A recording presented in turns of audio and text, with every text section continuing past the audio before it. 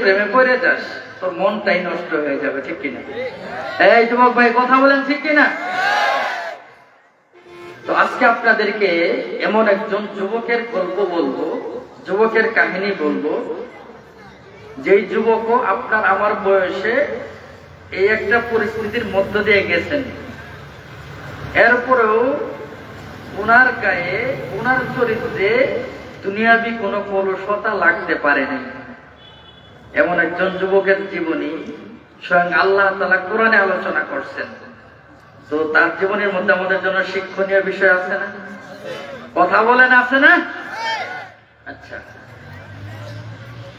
তো যুবক, তার বাড়ি হলো সিরিয়া, কেনানে। যুবকেরা হলো 12 ভাই, তার মধ্যে এক মায়ের পেটের 10 ভাই আর এক মায়ের পেটের 2 ভাই। যুবকের বাবার নাম হলো হযরত ইয়াকুব আলাইহিস সালাম। চিনতেছেন যুবককে? তখন উনি শিশু, 7 বছরের বালক। 10 ভাই হিংসাপরায়ণ হয়ে এই শিশুকে মারধর করে কুয়াতে ফেলায় দেয়, এই জায়গা থেকে আবার বণিকদের কাছে বিক্রি করে দেয়। এই শিশু বাচ্চাকে বণিক দল এনে মিশরের মধ্যে বিক্রি করে দেয়। মিশরে যিনি এই যুবককে ক্রয় করছেন উনি হলেন মিশরের অর্থমন্ত্রী, যাকে আরবিতে আজিজে মিশর বলা হয়। তো এই শিশুটিকে নিয়ে বাড়িতে গেলেন। আজিজে মিশরের কোন সন্তানাদি নাই, উনি পুরুষ কিন্তু অক্ষম পুরুষ, সক্ষম পুরুষ না। তো আজিজে মিশর ছোট শিশুটিকে বাড়িতে নিয়ে গিয়ে স্ত্রীকে ডাক দিয়ে বলেন, প্রাণের স্ত্রী আমার, ও আমার প্রিয়তমা, আজকে অনেক দিন হয় বিয়ে হয়েছে, সংসার করি, আমাদের কোনো সন্তানাদি হয় না। এই যে দেখো ফুটফুটে সুন্দর একটা যুবক মিশরের বাজারের মধ্যে বিক্রি হচ্ছিল, আমি গিয়ে ক্রয় করে নিয়ে আসলাম। যুবকটাকে সুন্দর করে লালন পালন করবা, যুবকটারে সুন্দর থাকার জায়গা দিবা, যুবককে সুন্দর সুন্দর কাপড় পরিধান করাবা, যুবককে ভালো ভালো মাস্টার দিয়ে টিউশনি দিবা, এমন ভাবে যুবকের সাথে মেলামেশা করবা বাহিরের কেউ যাতে দেখে বুঝতে না পারে এই যুবকটা আমাদের সন্তান না। বলি সুবহানাল্লাহ। অনেকদিন হয় সন্তান নাই, আজকে একটা সুন্দর সন্তান পাইছে, মনের মধ্যে বড় আনন্দ। স্ত্রীকে দায়িত্ব দিয়ে দিয়েছে, এদিকে স্ত্রীর স্বামী তো কম, স্বামীর থেকে যে আদর সোহাগ পাওয়ার কথা পায় নাই। এই ছেলেটা যখন আস্তে আস্তে আস্তে আস্তে বড় হচ্ছে পরিণত বয়সে চলে গেছে। যখন এই ছেলেটার বয়স 23 হয়ে গেছে, এদিকে ওই যে আজিজে মিশরের স্ত্রী ছোটবেলা থেকে লালন পালন করছে ঠিকই, যখন বয়সের সাথে সাথে যুবকটা বড় হয়, চেহারা বড় সুন্দর, ফর্সা চেহারা, মায়াবী চেহারা, একবার তাকাইলে চোখ ফেরাইতে মন চায় না। আস্তে আস্তে আস্তে আস্তে যুবকের প্রেমে পড়ে গেছে। আজিজে মিশরের স্ত্রী ওই যে ছোট্ট বালকের প্রেমে পড়ে গেছে। যুবকটা যতই বড় হতে থাকে, আজিজে মিশরের স্ত্রীর মনের মধ্যে ভালোবাসা তত বাড়তে থাকে, মনের মধ্যে যুবককে কাছে পাওয়ার আকাঙ্ক্ষাও তত বাড়তে থাকে। এইভাবে আস্তে আস্তে আস্তে আস্তে যুবকের বয়স যখন 23 বছরে চলে গেছে, এর মধ্যে আজিজে মিশরের স্ত্রী বারবার চেষ্টা করছে যুবককে বোঝানোর জন্য যে আমি তোমাকে ভালোবাসি। বারবার চেষ্টা করছে ইশারার মাধ্যমে, বারবার চেষ্টা করছে কাজের মাধ্যমে, বারবার চেষ্টা করছে বিভিন্ন কলা কৌশল করে প্রেম নিবেদন করার, ভালোবাসা নিবেদন করার। কিন্তু ওই যুবক তো আমার মতো দুর্বল ঈমানওয়ালা যুবক না, সে বারবারই আজিজে মিশরের স্ত্রী থেকে দূরে সরে গেছে, বারবারই নিজেকে পবিত্র রাখছে, ভালোবাসায় স্বীকারোক্তি দেয় নাই, প্রেমের মধ্যে স্বীকারোক্তি দেয় নাই। এই যুবকের নাম কি জানেন? একটু কথা বলেন, যুবকের নাম জানেন? হযরত ইউসুফ আলাইহিস সালাম। যুবকের নাম কি? ইউসুফ আলাইহিস সালাম। তাহলে আবার বলেন তো, আজিজে মিসরের যে স্ত্রী, যে তার প্রেমে পড়ে গেছে, তার নাম কি? জুলাইখা। দেখছেন, আপনারা সবাই জানেন ওয়াজ, মাশাআল্লাহ। তো জুলাইখা ইউসুফের প্রেমে পড়ে গেছে, অনেক ভাবে বোঝানোর চেষ্টা করছে কিন্তু বুঝে না। ইউসুফ আলাইহিস সালাম সবই বুঝে, কারণ তিনিও তো মানুষ, কিন্তু তিনি তো বিশ্বাস করেন একজন রব আছে। তিনি কে? এই আল্লাহ তাআলা তো নিষেধ করছে, লা তাকরাবুজ জিনা ইন্নাহু কানা ফাহিশা। উনি তো জানেন, আল্লাহ তাআলা বলে দিয়েছে, বান্দা জিনার নিকটবর্তী হওয়া যাবে না, জিনা তো করা যাবেই না। জিনার দিকে ধাবিত করে এমন কোন কাজ মুসলমান করতে পারে না, ঠিক কিনা?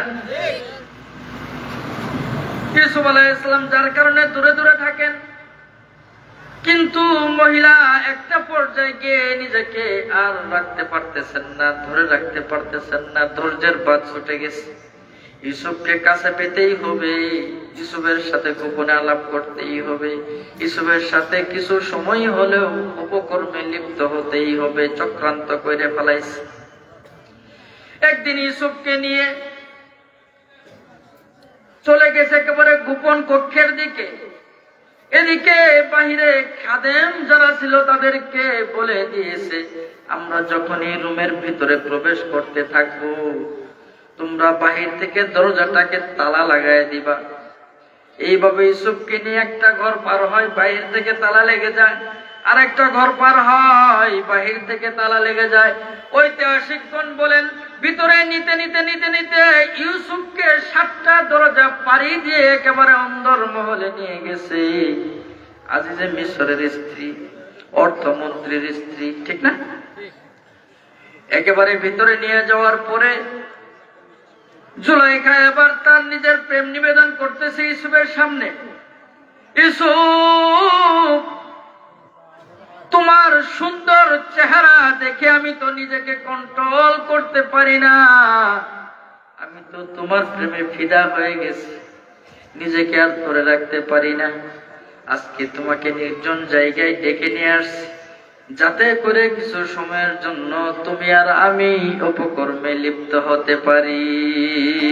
বলি নাউজুবিল্লাহ। এবার একটু চিন্তা করেন তো, জুলাইখা ওই যুগের শ্রেষ্ঠ সুন্দরী, মিশরের মধ্যে এত সুন্দরী একজন রমণী যদি এমন গোপন কক্ষে নিয়ে প্রেম নিবেদন করে, আমরা যদি ইউসুফের জায়গায় থাকতাম আমরা কি করতাম? আমাদের ঈমান রাখা সম্ভব হইতো? কথা বলেন, সম্ভব হইতো? সম্ভব হইতো না। এই ঘটনাগুলি আল্লাহ তাআলা কোরআনে দিয়েছেন আমাদের জন্য। আল্লাহ তাআলা এই ঘটনাগুলি দিয়ে বুঝাইতে চান, ও যুবক, তোমার মধ্যে যেমন যৌবনের তাড়না আছে, আমার বান্দা ইউসুফের মধ্যেও যৌবনের তাড়না ছিল। তোমার মধ্যে যেমন নারীর আকর্ষণ আছে, আমার বান্দা ইউসুফের মধ্যেও নারীর আকর্ষণ ছিল। তোমার মধ্যে যেমন কামনা বাসনা আছে, তেমনি আমার বান্দা ইউসুফের মধ্যেও ছিল। কিন্তু এহেন পরিস্থিতিতে পরে ইউসুফ কি করছে তোমার জন্য শিক্ষা, তাই কিনা? আল্লাহ তাআলা কোরআনের মধ্যে জানাই দিলেন, ওরাওয়াতাতহুল্লাতী হুয়া ফি বাইতিহা আন নাফসি। ইউসুফ আলাইহিস সালাম যে মহিলার বাড়িতে থাকতেন, ইউসুফ আলাইহিস সালাম যে মহিলারটা খাইতেন, ইউসুফ আলাইহিস সালাম যে মহিলার দেওয়া পোশাক পরতেন, ইউসুফ আলাইহিস সালাম যে মহিলার দেওয়া ওজিফা দিয়ে খরচপাতি চালাইতেন, আল্লাহ তাআলা বলেন এই মহিলা ইউসুফকে প্রেম নিবেদন করতেছে একেবারে অন্তর্মহলে নিয়ে। অগল্লাকাতিল আবওয়াব, বাহির থেকে সমস্ত দরজাগুলিকে তালাবদ্ধ করে দেওয়া হয়েছে। এরপরে মহিলা বলতেছে, ক্বালাত হাইতা লাক, ইউসুফ রে একটু আমার কাছাকাছি আসো, একটু আমার নিকটে আসো, তোমার সাথে একটু একান্তে কথা বলি। আল্লাহ তাআলা এখানে আজিজে মিশরের স্ত্রীর কথা বলে নাই, জুলাইখার নামও উল্লেখ করে নাই।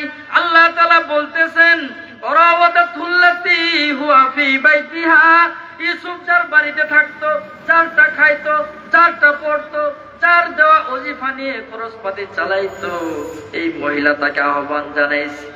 কিন্তু ইউসুফ আলাইহিস সালাম ভয় করে নাই। উনি জানে মিশরের মধ্যে আমার কেউ আপন নাই। এই মহিলা যদি ঘর থেকে বের করে দেয় আমার থাকার জায়গা নাই, এই মহিলা যদি কাপড় না দেয় পরার কিছু নাই, এই মহিলা যদি ওজিফা না দেয় খরচ করার মতো কোনো উপায় নাই। এইটা জানার পরেও ইউসুফ আলাইহিস সালাম মহিলার প্রেমে ধরা দেয় নাই। এহেন বিপদ মুহূর্তে পরে ইউসুফ আলাইহিস সালাম প্রথমে আল্লাহ তাআলাকে ডাক দিয়েছেন। আল্লাহ তাআলা বলেন ক্বালা মাআযাল্লাহ।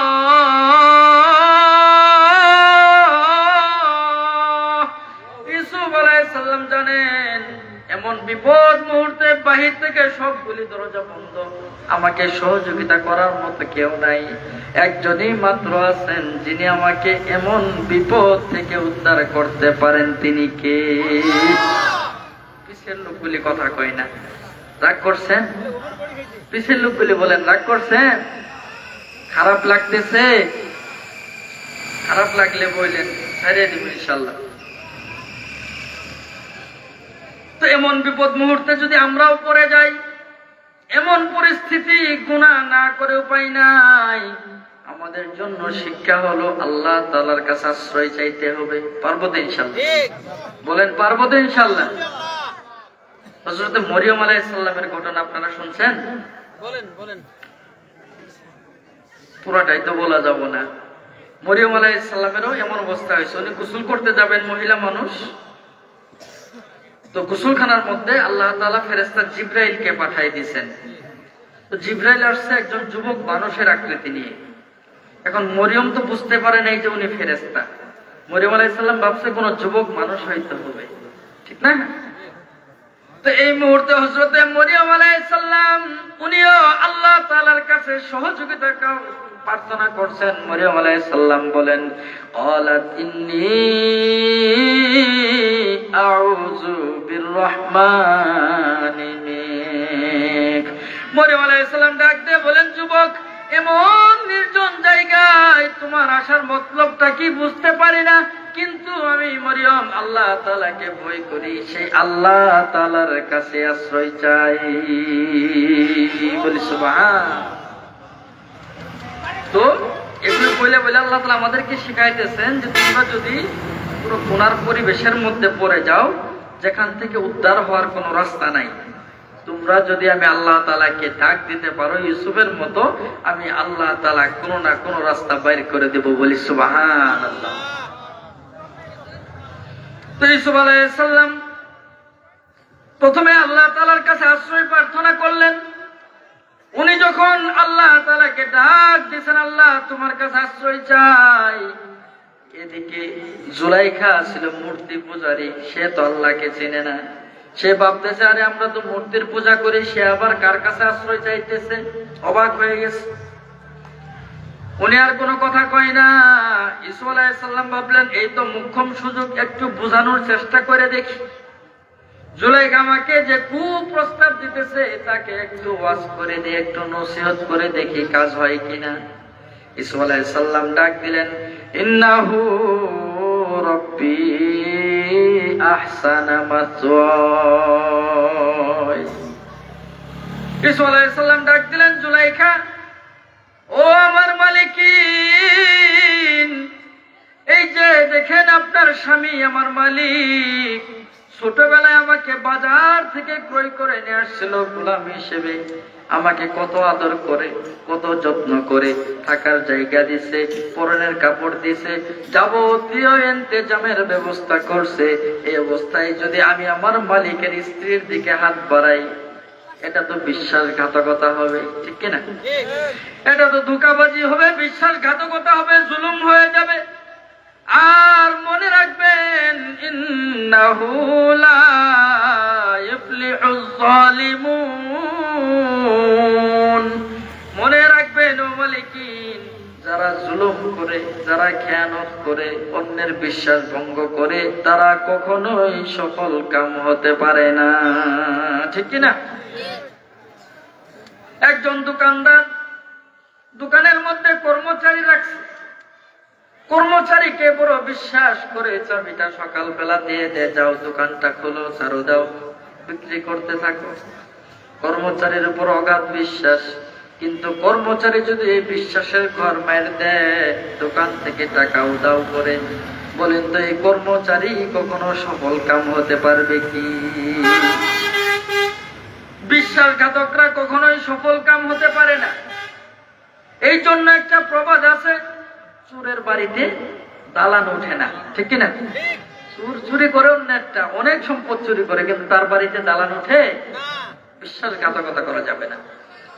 মুফাসসিরিনে কেরাম আর একটা তরজমা করেন, ইউসুফ যেন জুলাইখাকে ডাক দিয়ে বলতেছে, জুলাইখা, আমার মালিক যিনি আমাকে সৃষ্টি করেছেন, এত সুস্থ করে আমাকে বানাইছেন, আমাকে তো হিজড়াও বানাইতে পারতেন, আমাকে তো একটা বিকলাঙ্গ বানাইতে পারতেন, আমাকে তো হাত ছাড়া পা ছাড়াও বানাইতে পারতেন, আমাকে তো বুবা কালাও বানাইতে পারতেন।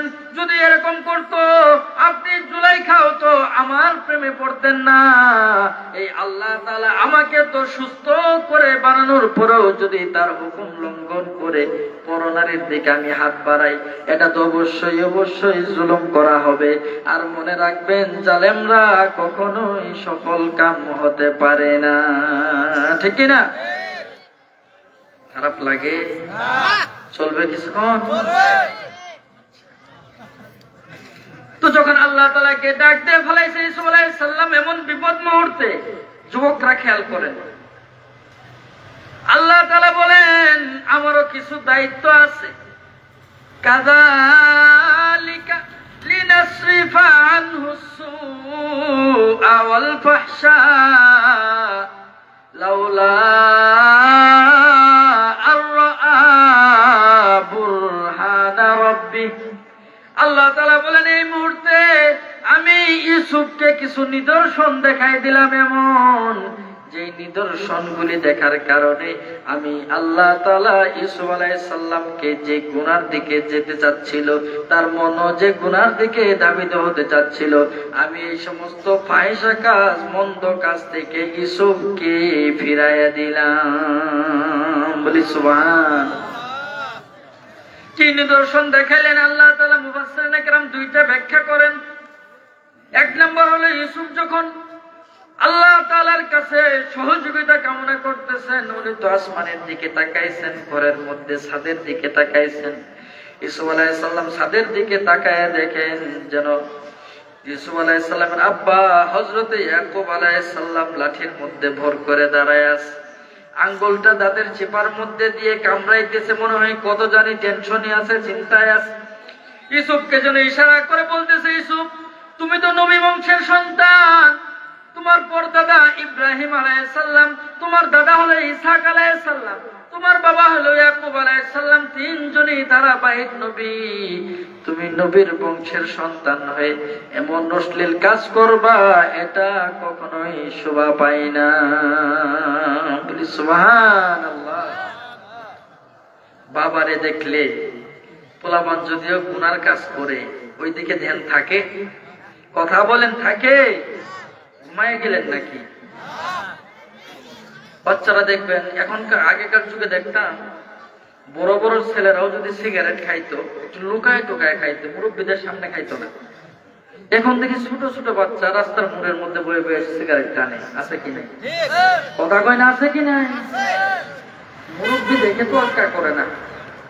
কোন ভদ্র ঘরের সন্তান যদি কোনো কারণে মনে করেন বন্ধুদের পাল্লায় পরে সিগারেট ধরাইছে, খাইতেছে, হঠাৎ যদি দেখে যে তার আব্বা আসতেছে, সিগারেটার হাতের মধ্যে থাকবো?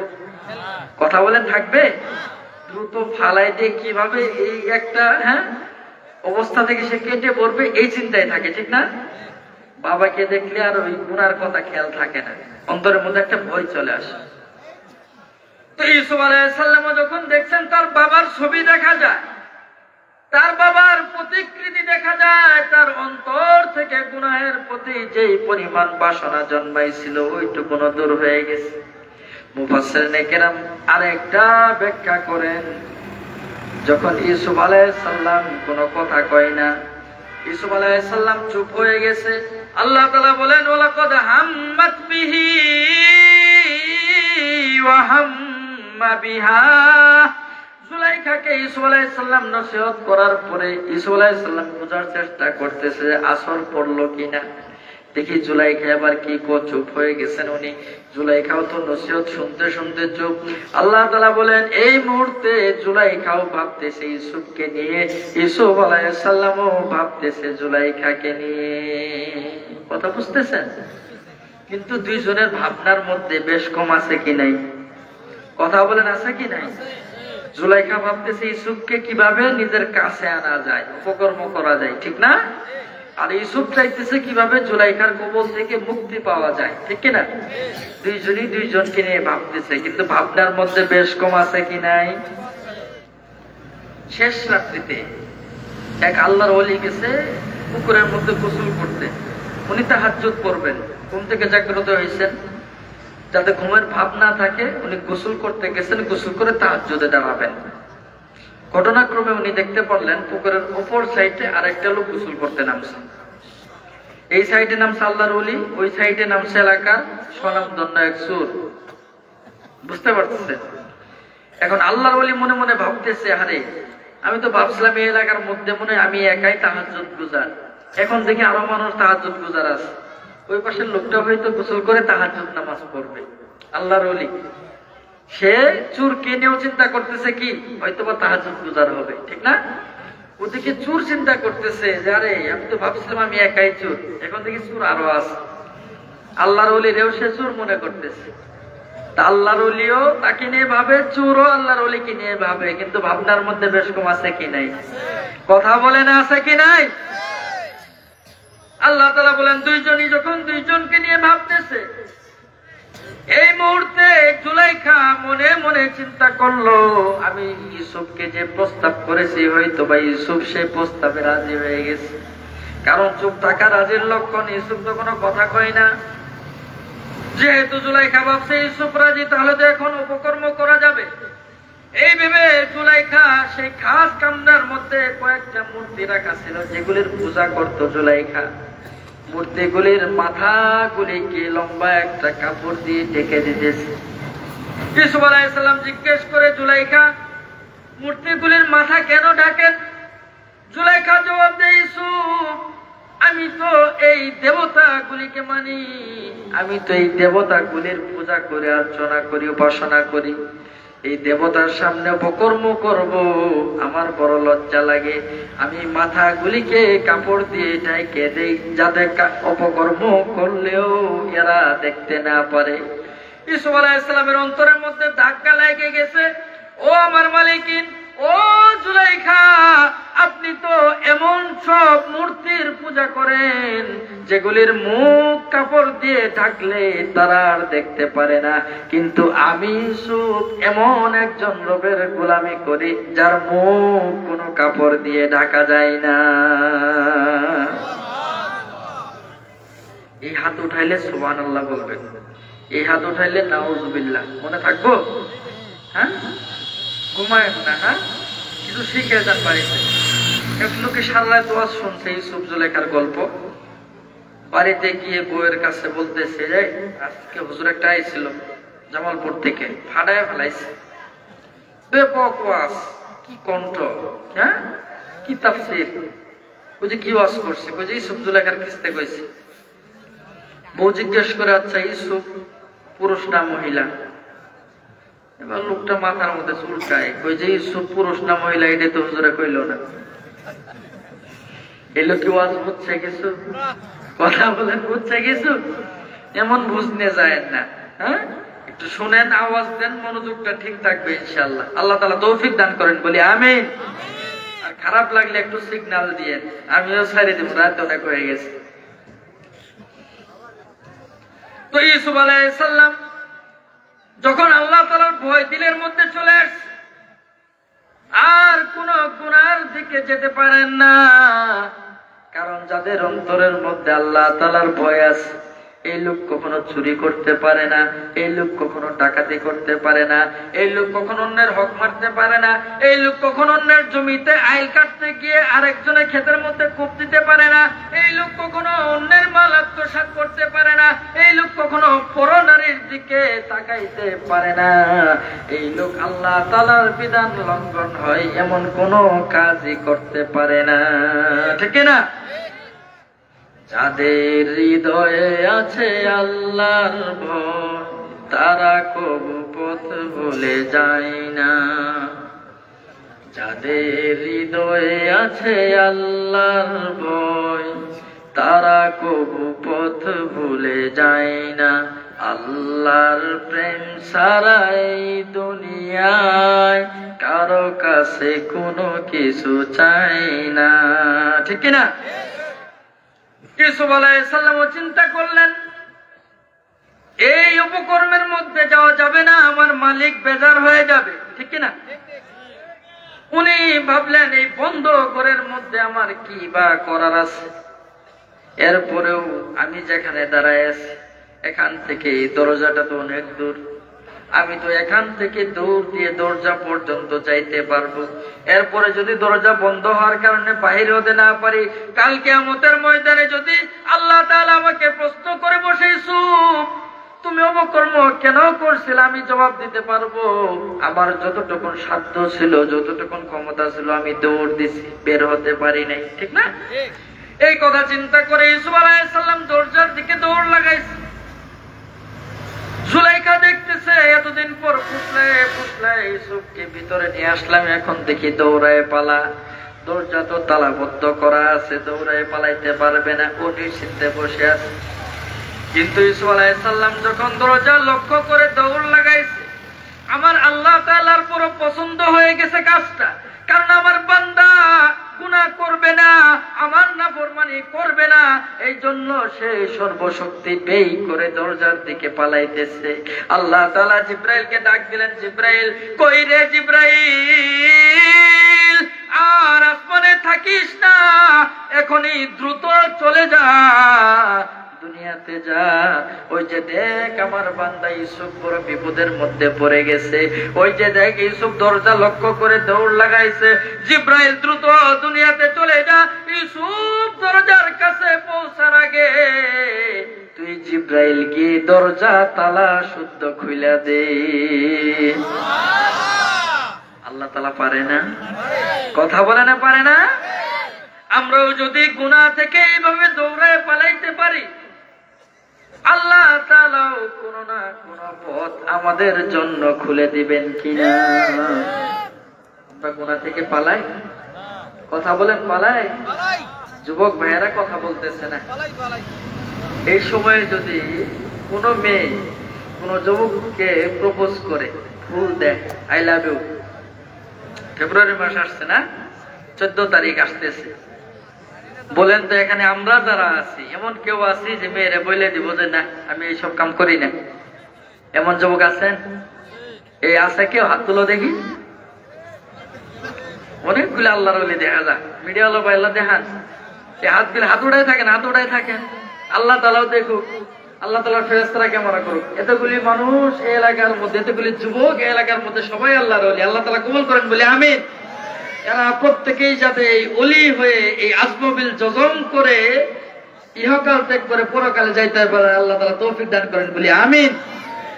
আল্লাহ রাসূল সাল্লাল্লাহু আলাইহি ওয়াসাল্লাম ঘোষণা দেন, যদি কোন মহিলা কোন যুবককে অপকর্মের দিকে ডাকে, প্রেমের প্রস্তাব দেয়, আর যুবকটা বলে দেয় যে আমি তো আল্লাহ তাআলাকে ভয় করি, এই কাজ আমি করতে পারবো না, অথবা কোন যুবক কোন নারীকে প্রেমের প্রস্তাব দিল, কোন নারী বলে দিল যে যুবক আমি তো আল্লাহ তাআলাকে ভয় করি, এই কাজ করতে পারবো না, আল্লাহ রাসূল বলেন কাল কিয়ামতের ময়দানে কঠিন মুসিবতের সময় যখন মানুষেরা দৌড়াদৌড়ি করতে থাকবে, মানুষের হয়রান থাকবে, পেরেশান থাকবে, নবীরা পর্যন্ত ইয়া নাফসি ইয়া নাফসি বলতে থাকবে, এই অবস্থার মধ্যেও এই যুবকটিকে আল্লাহ তাআলা তার আরশের নিচে ছায়া দান করবেন বলি সুবহানাল্লাহ। এই যুবকরা জায়গা পাবে সেখানে যদি তারা কথা ঠিক রাখতে পারে। 14 ফেব্রুয়ারিতে কেউ ফুল দিবা না তো? যুবকরা কথা কও, দিবা না তো? কারো ফুল নিবা না তো? আল্লাহ তাআলা কবুল করেন। ইউসুফ আলাইহিস সালাম গুনাহ থেকে বাঁচার জন্য দরজার দিকে লাগাইছে দৌড়। আল্লাহ তাআলা রহমতের দুয়ারে জোশ আইসা গেছে, জিবরাইলকে পাঠাই দিয়েছে দুনিয়াতে। ইউসুফ আলাইহিস সালাম দরজার কাছে যাইতে দেরি হয়, দরজাটা টাস করে খুলে যাইতে দেরি হয় না। জুলাইখা দেখলো, আরে অবাক ব্যাপার, আমি তো খাদেমদেরকে বলছি তালা লাগাইতে, তারা মনে হয় তালা লাগাই নাই। ইউসুফ তো হাত ছাড়া হয়ে যাইতেছে, ইউসুফ তো পলায় যাইতেছে। জুলাইখাও পিছন পিছন দৌড় লাগাইছে। জুলাইখা ইউসুফের পিছন পিছন ধরবে, তাকে পালাইতে দিবে না। ইউসুফ আলাইহিস সালাম পিছন দিকে তাকাই না, দরজা যেহেতু খুলে গেছে আরো দৌড়। জুলাইখা পিছন পিছন গিয়ে ইউসুফ আলাইহিস সালামের পাঞ্জাবির পিছন দিক থেকে খামচি দিয়ে ধরছে।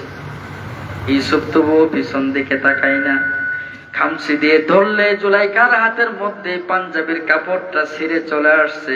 ইউসুফ আলাইহিস সালাম দৌড় লাগাইছে, দৌড়ের উপরে আছে। এইভাবে একটা দরজার সামনে চলে যায়, দরজা খুলে যায়, আরেকটা দরজার সামনে চলে যায়, দরজা খুলে যায়। এইভাবে একটা একটা করে যখন 7টা দরজা পার হয়ে গেছে, একেবারে 7ম নম্বর দরজা যখন ফাঁকা হয়ে গেছে, ইউসুফ আলাইহিস সালাম দৌড়ায় বের হয়েছে, জুলাইখাও তার পিছন পিছন দৌড়ায় বের হয়েছে। আল্লাহ তাআলা বলেন, ওয়া আলফায়া সাইয়্যিদাহা লাদাল বাব। ইউসুফ আলাইহিস সালাম 7ম দরজা পার হয়ে দেখে আজিজে মিশর সামনে দাঁড়ানো, জুলাইখার স্বামী সামনে দাঁড়ানো। এবার তো উনি একেবারে কিংকর্তব্য বিমূঢ় হয়ে গেছে। না জানি বাদশা কি মনে করে, না জানি আমার মালিক আমার সম্পর্কে কি ধারণা করে। আমি তো গুনাহ থেকে বাঁচার জন্য, তার স্ত্রীর কবল থেকে বাঁচার জন্য দৌড় লাগাইছি। এদিকে বাদশা, এদিকে সে অর্থমন্ত্রী আজিজে মিশর তাকায় দেখে ইউসুফ দৌড়ায় দৌড়ায় আসতেছে, পিছন পিছন তার যুবতী স্ত্রীও দৌড়ায় দৌড়ায় আসতেছে। দুইজনই বড় পেরেশান, দুইজনই অস্থির লাগতেছে। আবার দেখে জুলাইখার গায়ের কাপড়গুলিও এতটা ঠিক নাই, বেঠিক বেঠিক দেখা যায়। উনি কোনো কমেন্ট করতে পারতেছে না, কারণ ইউসুফকে ছোটবেলা থেকে দেখছে সচ্চরিত্রবান, কখনো মিথ্যা বলে না, কখনো কাউকে ধোঁকা দেয় না, কখনো কাউকে কষ্ট দেয় না, কখনো কোনো খেয়ানত করে না। ইউসুফ এমন একটা কাজ করবে আজিজে মিশর বিশ্বাস করতে পারতেছে না। আবার নিজের স্ত্রী এমন কাজ করবে এটাও সে মানতে পারতেছে না। কোনো কথা নাই, চুপচাপ দাঁড়ায় আছে। তিনজনই মুখোমুখি হয়ে গেছে। এই অবস্থার মধ্যে গিয়ে আজিজে মিশরের স্ত্রী জুলাইখা, উনার তো মনে মনে ভয়, কারণ সেই তো ইউসুফকে ফুসলে ফুসলে ভিতরে নিয়ে গেছে অপকর্ম করার জন্য। না জানি স্বামী আবার আমাকে সন্দেহ করে বসে। মহিলা ডাক দিয়ে বলে, ক্বালাত মা জাযাউ মান আরাদা বিআহলিকা সুআন ইল্লা আন ইউসজানা আও আযাবুন আলীম। জুলাইখা পুরাই 360 ডিগ্রি অ্যাঙ্গেলে পল্টি মারছে। ডাক দিয়ে বলে, প্রাণের স্বামী আমার, ও আজিজে মিশর, এই যে দেখেন যুবক আপনার স্ত্রীর দিকে হাত বাড়াইছে অপকর্ম করার জন্য। সে আপনার স্ত্রীর দিকে হাত বাড়াইছে খারাপ কাজের জন্য, তার শাস্তি কি হইতে পারে? জুলাইখা আবার সাথে সাথে বলেও দিতেছে, আইয়ুসজান, আপনি হয়তোবা তাকে জেলের মধ্যে ভরে দেন, আও আযাবুন আলীম, অথবা এই ছেলেকে আপনি কঠিন থেকে কঠিনতম শাস্তি দেন। বলি নাউযুবিল্লাহ। অপকর্ম করার জন্য ডাকছিল কে? জুলাইখা, ঠিক না? বুঝতেছেন? ডাকছিল কে? জুলাইখা। এখন দোষ দিছে কাকে? ইউসুফ আলাইহিস সালামকে। যে মেয়েটা 1 মিনিট আগেও ইউসুফের প্রেমে ফিদা ছিল, ইউসুফের জন্য সবই করবে, জান দিয়ে দিবে, প্রাণ দিয়ে দিবে, সবই দিয়ে দিবে। 1 মিনিটের মাথায় এসে পুরা পল্টি মারছে। এরকম পল্টিবাজ মহিলা আছে কি নাই? এই যুবকরা কথা কোন আছে কি নাই? ভালোই চলছে প্রেম, 1 বছর 2 বছর 3 বছর হয়ে গেছে। বলছে যে মাহফিলে যাইতেছ, একটা কথা শুনে যাও। ওই যে কি সামনে আসতেছে 14 ফেব্রুয়ারি, আমার এবার কিন্তু একটা আইফোন 11 গিফট করতে হবে। যুবক বলছে যে আইফোন 11, আমি তো সিম্ফনি মোবাইল কিনতে পারি না, এই টাকায় নাই, তোমার আইফোন কিনে দেবো কই থেকে? ওই যে তোমার সাথে প্রেম করলাম ঠিক, আজ পর্যন্ত তোমার থেকে কোনো গিফট পাইলাম না, এমন ছোট লোকের সাথে প্রেম করে কি লাভ? কি জন্য সম্পর্ক করছো? একটা মোবাইল দিতে পারবা না? যাও, তোমার সাথে ব্রেকআপ। আছে কি নাই? এই কথা কয় না, আছে কি নাই?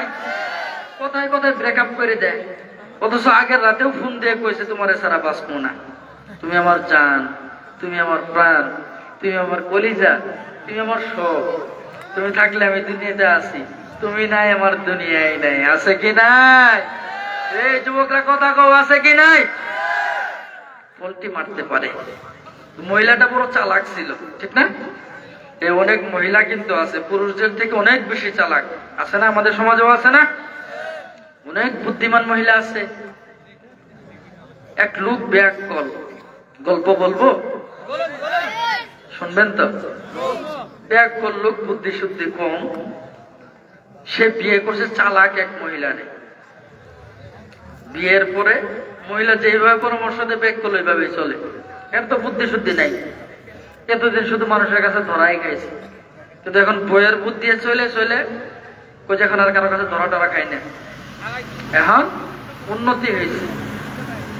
এই ব্যাককল আবার গরু পালে, তো বিয়ের পর থেকে কি জানি কারণে গরুর বাচ্চা হয় কিন্তু মারা যায়, বাচ্চা টিকে না। তো এই ব্যাককল আল্লাহ তাআলার কাছে মানত করছে যে আল্লাহ, যদি এইবারের বাচ্চাটা বাইসে থাকে, বাচ্চাটারে আমি পরিণত বয়স পর্যন্ত লালন পালন করব, এরপরে এটা বিক্রি করে যত টাকা হয় তোমার ঘর মসজিদের মধ্যে দান করে দেব। এরকম নিয়ত আমরাও করি না? আল্লাহ তাআলার কাছে মানত করি না? তো ব্যাককল মানত করছে। ঘটনাক্রমে এইবারের গরুর বাছুর হয়েছে, এটা আর মরে নাই। ব্যাককল এটারে লালন পালন করে যতই দিন যায় এটা আরো সুন্দর থেকে সুন্দর হইতেছে, হৃষ্টপুষ্ট হইতেছে। 2 বছরের গরু এটারে 3 বছরের মতো বড় দেখা যায়। এখন বিক্রি করে টাকাটা মসজিদে দিবে, তার মনে আর মানতেছে না, অনেক টাকা তো না। ওই সময় তো বইলে ফেলাইছি, সে মনে মনে টেনশন, যদি বলতাম যে অর্ধেক টাকা দিব তাও তো হইতো, পুরাটাই দিতে চাইছি, এখন তো উপায় নাই, মানত করে ফেলাইছি। বউ জিজ্ঞেস করে যে স্বামী আপনার মন খারাপ কেন? কই যে আমার মন খারাপ হয়েছে এই যে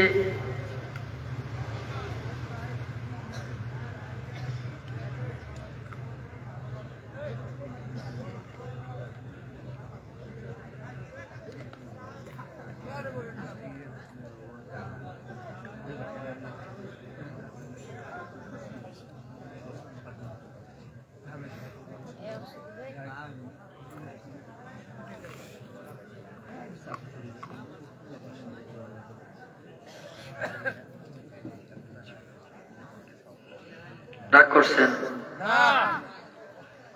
কোথায় রাখছিলাম জানি? ব্যাককল মান্নাত করছে। এখন বউয়ের কাছে বলছে এই কাহিনী যে আমি তো বিক্রি করে পুরো টাকা মসজিদে দিয়ে দিতে চাইছি, এখন তো আমার পুরাই লস, কি করা যায়? বউ কই যে তুমি চিন্তা করো না, যেদিন বিক্রি করতে যাইবা আমারে বলে যাইবে। চিন্তা করছে এতদিন পর্যন্ত বউয়ের কথা শুনে শুনে তো লাভবান হইতেছে। যেদিন বিক্রি করতে যাবে বউকে বলছে যে আজকে যাইতেছি। বউ সাথে একটা বিড়াল দিয়ে দিয়েছে, বলছে যে গিয়ে যখন বিক্রি করবা, মানুষ দাম করতে আসবে, তুমি বলবা যে গরুটা কিনলে বিড়ালটাও কিনতে হবে, একটা ছাড়া আর একটা বিক্রি করবো না। যখন দাম জিজ্ঞেস করবে তখন বলবা যে বিড়ালের দাম 45,000, গরুর দাম 5,000। ব্যাককল বাজারে গেছে, লোকজন আসে জিজ্ঞেস করে ওই যে বিড়াল ছাড়া গরু বিক্রি করবো না, ওই দাম কত? ওই বিড়ালের দাম 45,000, গরুর দাম 5,000। মানুষ চিন্তা করলো আরে এটা উল্টা কথা কয়, গরুর দাম না 45,000 হবে, বিড়ালের দাম 5,000 বললে তাও সাজে। এই ব্যাককল এটা তুমি কি বলো? ওই আমি যা কইছি তাই, নিলে নেও না নিলে নাই। এখন লোকজন ভাবলো যে বড় গরু এর দাম তো 50,000 থেকে আরো বেশি হবে, বিড়াল সহ কিনলে সমস্যাটা কি? বিড়ালটা ফালাই দেবো, গরু বাড়িতে নিয়ে যাবো, ঠিক না? কেউ আবার কিনে নিয়ে চলে গেছে, ব্যাককল টাকা নিয়ে বাড়িতে গেছে। যাওয়ার পরে বউ জিজ্ঞেস করে বিক্রি করছো? বিড়াল বেচছো কত? ওই যে বিড়াল বেচছি 45,000 টাকা।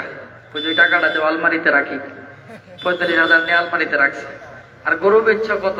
ওই যে 5,000। এই টাকাটা মসজিদে দিয়ে আসো। এরকম চালাক মহিলা আছে কি নাই? এই কথা কই না, আছে কি নাই?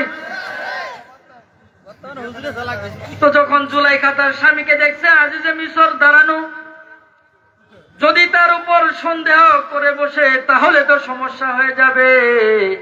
এই জন্য সে নিজের থেকে বলতেছে, প্রাণের স্বামী আমার, এই যুবক তো আমার দিকে হাত বাড়াইছে অপকর্ম করার জন্য, তার শাস্তি কি হতে পারে?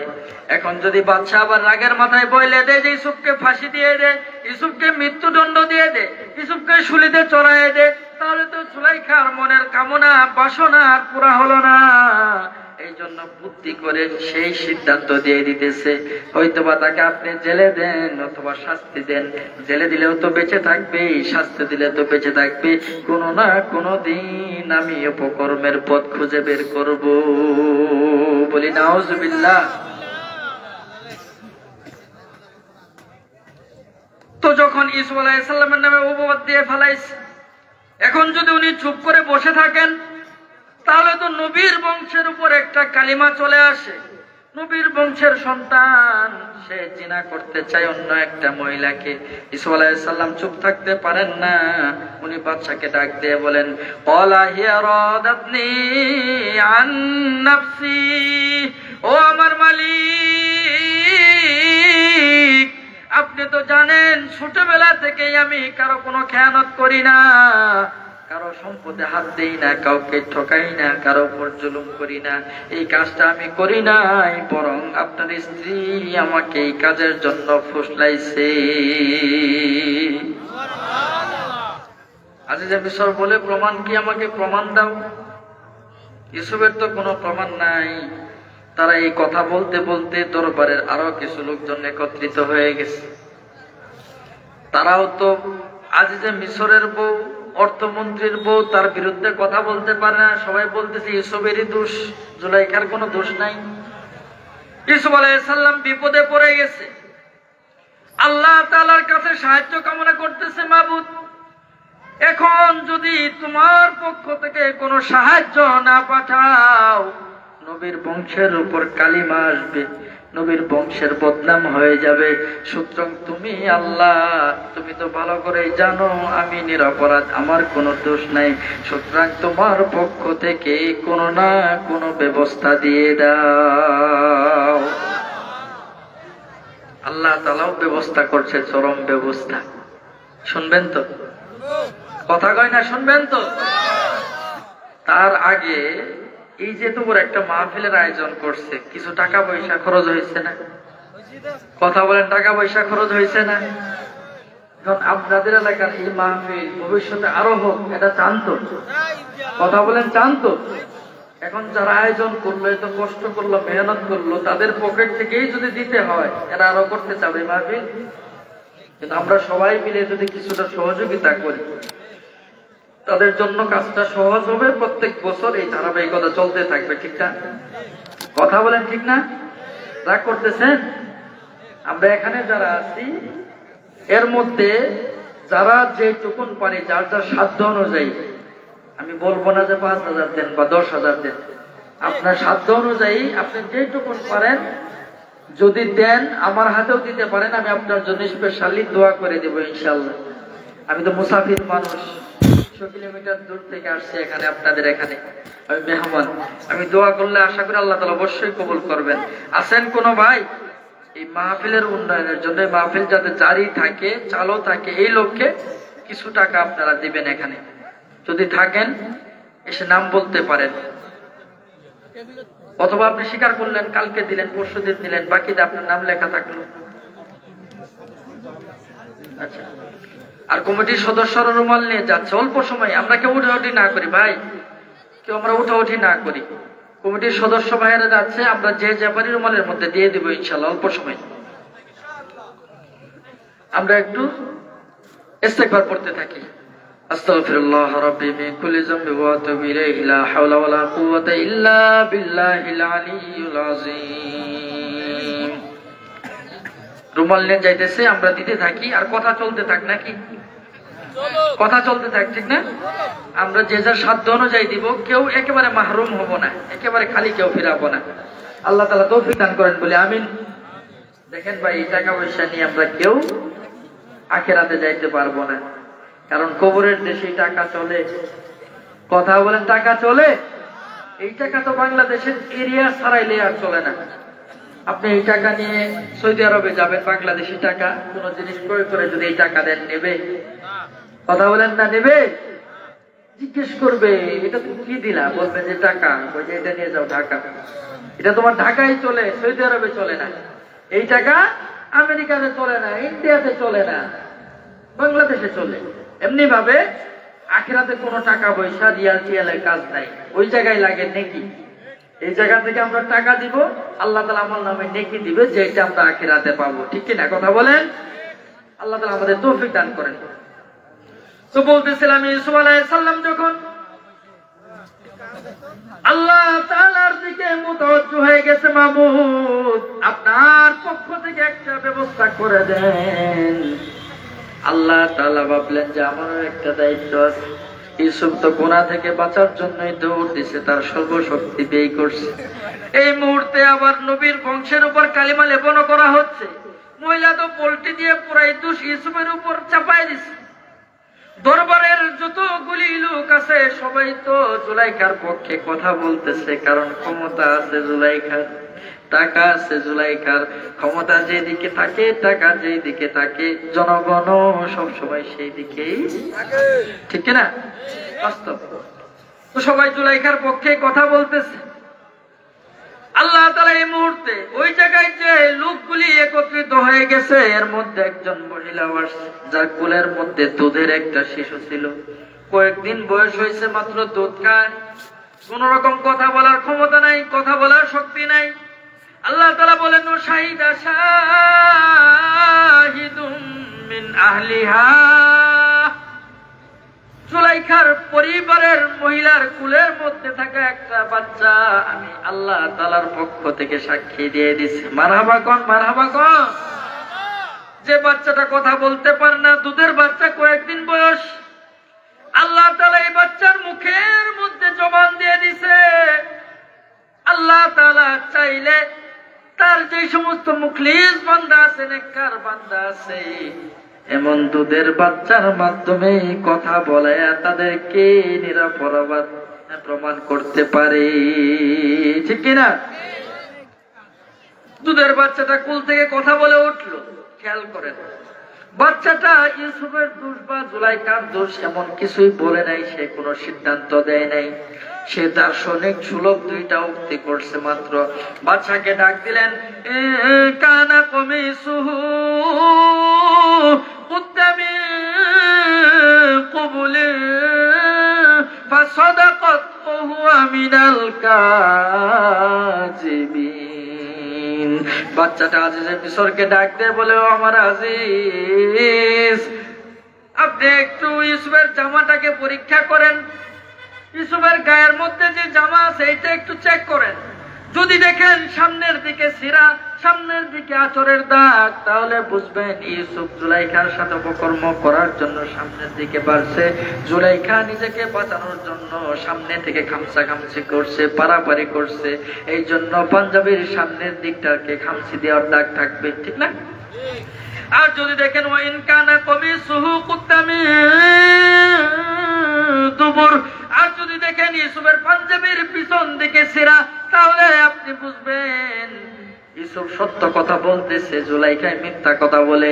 কারণ ইউসুফ জুলাইখার হাত থেকে বাঁচার জন্য দৌড় লাগাইছে, জুলাইখার পিছন দিক থেকে খামসি দিয়ে টেনে ধরার কারণে পিছন দিকে ছেঁড়া থাকবে। বাচ্চা বলল, সুন্দর লজিক দিছো, সুন্দর যুক্তি দেখাইছে বাচ্চা, ঠিক না? উনি এবার ইউসুফের জামাটাকে উল্টায় পাল্টায় দেখতেছেন। বাচ্চা দেখেন, ফালাম্মা রাআ কমিসহু কুদ্দামি দুবুর, ইউসুফরে বারবার ঘুরায় ঘুরায় গায়ের পাঞ্জাবি দেখে, সামনের দিকে কোনো আঁচড়ের দাগ নাই, ছিঁড়ে পারা নাই, ইউসুফের পাঞ্জাবির পিছন দিকেই ছিঁড়া দেখা যায়। বুঝি দৌড়ানোর সময় পিছন দিক থেকে খামসে দিচ্ছে। এবার জুলাইখার স্বামী আজিজে মিশর বুঝতে পারছে কাহিনী কি। স্ত্রীকে লক্ষ্য করে বলে, ক্বালা ইন্নাহু মিন কাইদিকুন, জুলাইখা রে তুমি তো বিশাল বড় একটা চক্রান্ত করে ফেলাইছো। ইউসুফ তো ছিল নির্দোষ, তাকে তুমি ফুসলে ফুসলে গোপন কক্ষে নিয়ে গেছো, আবার যখন আমার সামনে ধরা পড়ছো তার বিরুদ্ধেই সাক্ষী দেয়া শুরু করছো। তুমি তো বড় চক্রান্ত করে ফেলাইছো। ইন্না কাইদাকুন্না আযীম, নিশ্চয় নিশ্চয় অবশ্যই অবশ্যই তোমরা মহিলাদের চক্রান্ত বড় মারাত্মক। ঠিক না? এই যুবক ভাইরা কথা কর, চক্রান্ত বড় মারাত্মক না? কথা কয় না মারাত্মক না? যারা চক্রান্তের ফাঁদে পড়ছে এরা বলতে পারবো, ঠিক না? আমরা যারা পড়ি না আমরা তো বলতে পারবো না। উনি বলে দেন তোমাদের চক্রান্ত বড় মারাত্মক। এখানে আমাদের জন্য শিক্ষা কি? ইউসুফ আলাইহিস সালাম গুনাহ করবে না, গুনার থেকে বাঁচার জন্য উনি দৌড়াইতেছেন। উনার যতটুকুন চেষ্টা ছিল ততটুকুন ব্যয় করে দিচ্ছে, উনি গুনাহ করবে না। বাকিটা আল্লাহ তাআলা তাকে দরজা খোলার ব্যবস্থা করে দিয়ে সহযোগিতা করছেন, ঠিক না? এরপরেও যখন তার বিরুদ্ধে অপবাদ লাগানোর চেষ্টা করা হলো, আল্লাহ তাআলা গুনাহ থেকে বাঁচার কারণে আল্লাহ তাআলা তার উপর থেকে সেই অপবাদটাকেও সরায় দিয়েছেন। বলি সুবহানাল্লাহ। আমরাও যদি গুনাহ থেকে বাঁচার চেষ্টা করি আল্লাহ তাআলা আমাদের সহযোগিতা করবেন কিনা? কথা বলেন, করবেন না? কোন কারণে যদি বিপদেও পড়ে যায় সেই আল্লাহ তাআলা আমাদের কেউ বিপদ থেকে উদ্ধার করতে পারেন কিনা? কথা বলেন, পারেন না? ওই আল্লাহ তো এখনো আছে। কথা বলেন, ওই আল্লাহ তো এখনো আছে। এই জন্য সবসময় আল্লাহর উপর ভরসা করে আমরা গুনাহ থেকে দূরে থাকার চেষ্টা করব। করা যাবে না ইনশাআল্লাহ? করা যাবে না ইনশাআল্লাহ? আচ্ছা, তো এবার ইউসুফকে কি বলবে আজিজে মিশর, দুষ্ট তার স্ত্রীর? ইউসুফকে ডাক দে, বলি ইউসুফ, ইউসুফ আরিদ আন হাযা, ইউসুফ ব্যাপারটাকে তুমি উপেক্ষা করো, ভুলে যাও। এ তো তোমার মালিকিন, এতদিন পর্যন্ত তোমাকে লালন পালন করছে, হয়তো বা একটা ভুল করে ফেলাইছে, তুমি এইটা মনে কিছু নিও না, কষ্ট নিও না। এই বিষয়টাকে তুমি ভুলে যাও, কারোর সাথে আলাপ করার দরকার নাই। কিন্তু এই যে গোপন কাজ, গোপন কথা, এইগুলি গোপন থাকে নাকি? কথা বলেন, এই বিষয়গুলি গোপন থাকে? আরো তো অনেক লোক একত্রিত হয়ে গেছে। আজিজে মিশর তার স্ত্রীকে বলতেছে, আস্তাগফিরি লিযামবিক, জুলাইখা তুমি তোমার কৃতকর্মের কারণে লজ্জিত হও, তুমি অনুতপ্ত হও, কারণ তুমি বড় অন্যায় করে ফেলাইছো। ইন্নাকি কুনতু মিনাল খাতিইন, বড় অন্যায় করে ফেলাইছো। কিন্তু এই ঘটনার গোপন থাকে নাই, পুরো শহরের মধ্যে ছড়াই গেছে। আজিজে মিশরের স্ত্রী তার গোলামের সাথে অপকর্ম করার জন্য গোপন কক্ষে নিয়ে গেছে, ছড়াই গেছে, বাহিরে সমালোচনা শুরু হয়ে গেছে। একদিকে জুলাইখা স্বামীর সামনে মুখ দেখাইতে পারে না, লজ্জা। সামান্য একটা গোলামের প্রেমে পড়ে স্বামীর সামনে মিথ্যা কথা বলছে, নিজের অস্তিত্বকে অন্যের সামনে বিলাই দিতে গেছে, নিজের সতীত্বকে অন্যের সামনে পেশ করছে। এই লজ্জা স্বামীর সামনে যাইতে পারে না। আবার পিছন পিছন এমপি মন্ত্রী, অন্যান্য এমপি মন্ত্রীর বউয়েরা তাকে নিয়ে সমালোচনা করে, শহরের অন্যান্য মহিলারা তাকে নিয়ে ভালো মন্দ বলে, মন্দ কথা বলে। উনি তো এটা মেনে নিতে পারেন না। আল্লাহ তাআলা বলেন, ওয়াকালা নিসওয়াতু ফিল মাদিনাতি ইমরাতুল আজিজ তুরাবিদু ফাতাহা আন নাফসি, শহরের মহিলারা বলা বলি করা শুরু করলো, আজিজে মিশরের স্ত্রী সে তো নিজেকে সংবরণ করতে পারে না, কন্ট্রোল করতে পারে না, নিজের গোলামের সাথে অপকর্ম করতে চায়। কদ শাগফাহা হুব্বা, জুলাইখার তো মাথা ঠিক নাই, প্রেমে পড়ে, ভালোবাসায় পড়ে পুরা মাথা আউলায়া গেছে। প্রেমে বললে মাথা ঠিক থাকে? যুবকরা কথা কন, মাথা ঠিক থাকে? মাথা ঠিক থাকে না, তখন আর বংশের ভয় থাকে না, মানিজ্যতের ভয় থাকে। তো এই কথাই তারা বলা বলি করতেছে। জুলাইখার কানে যখন এই খবর পৌঁছে গেল, উনি যখন শুনতে পারলেন, ফালাম্মা সামিয়াত বিমাকরিহিন, উনি যখন শুনতে পারলেন শহরের মহিলারা তাকে নিয়ে ষড়যন্ত্র করে তার বিরুদ্ধে কথা কয়, তার নামে গীবত ছড়ায়, এবার উনি লোক পাঠিয়ে দিলেন, আরসালাত ইলাইহিন, লোক পাঠিয়ে ওই সমস্ত মহিলাদেরকে ইনভাইট জানাইলেন, আজিজে মিশরের বাড়িতে তোমরা অতিথিয়তা গ্রহণ করো, তোমাদেরকে দাওয়াত করা হলো। মহিলারা আসলে তাদেরকে সুন্দর মতো খাওয়ানো দাওয়ানো করা হলো। খাওয়ান দাওয়ান করানোর পরে তাদেরকে বসতে দেওয়া হলো অনেকগুলি সোফায়, অনেকগুলি চেয়ারে সারিবদ্ধ ভাবে। আল্লাহ তাআলা বলেন ওয়াতাদাত লাহুন্না মুত্তাকা, তাদেরকে চেয়ারের মধ্যে বসতে দেওয়া হয়েছে যেখানে বসে তারা হেলান দিয়ে থাকতে পারে। এরপরে তাদের হাতে হাতে প্রত্যেককে একটা করে ফল দেওয়া হইল। ওয়া আতাত কুল্লা ওয়াহিদাতিন মিনহুন্না সিকিনা, প্রত্যেকের হাতে হাতে একটা করে আপেল দেওয়ার পরে প্রত্যেকের হাতে হাতে একটা করে চাকু দিছে। এই যে তোমাদেরকে আপেল দিলাম, এই যে চাকু দিলাম, চাকু দিয়ে আপেলটারে কাইটে কাইটে খাইতে থাকো। মহিলারা আপেল কাটতেছে খাইতেছে, আপেল কাটতেছে খাইতেছে। এই মুহূর্তে জুলাইখা অন্দর মহলে গিয়ে ইউসুফকে ডাক দিলেন, ওয়াকালাত ইখরুজ আলাইহিন, এই ইউসুফ তুমি একটু আমার মেহমানদের সামনে দিয়ে বারান্দার এদিক দিয়ে ঢুকে ওই দিক দিয়ে বাইর হয়ে চলে যাবা, কথা বলার দরকার নাই। ইউসুফ আলাইহিস সালাম বুঝতে পারে নাই ভিতরে কি অবস্থা চলতেছে। ইউসুফ আলাইহিস সালাম রুমের মধ্যে প্রবেশ করে দেখেন সবগুলি মহিলা, মেয়ে মানুষ, কোনো পুরুষ মানুষ নাই। উনি নিচের দিকে মাথা দিয়ে রুমের একদিক দিয়ে ঢুকে আর একদিক দিয়ে বের হয়ে গেছেন। এই যে অল্প সময় মহিলাদের নজরে পড়ে গেছে ইউসুফ আলাইহিস সালাম। ইউসুফ আলাইহিস সালামকে দেখার সাথে সাথে মহিলারা হতবাক হয়ে গেল। আল্লাহ তাআলা বলেন ফালাম্মা রাআইনাহু,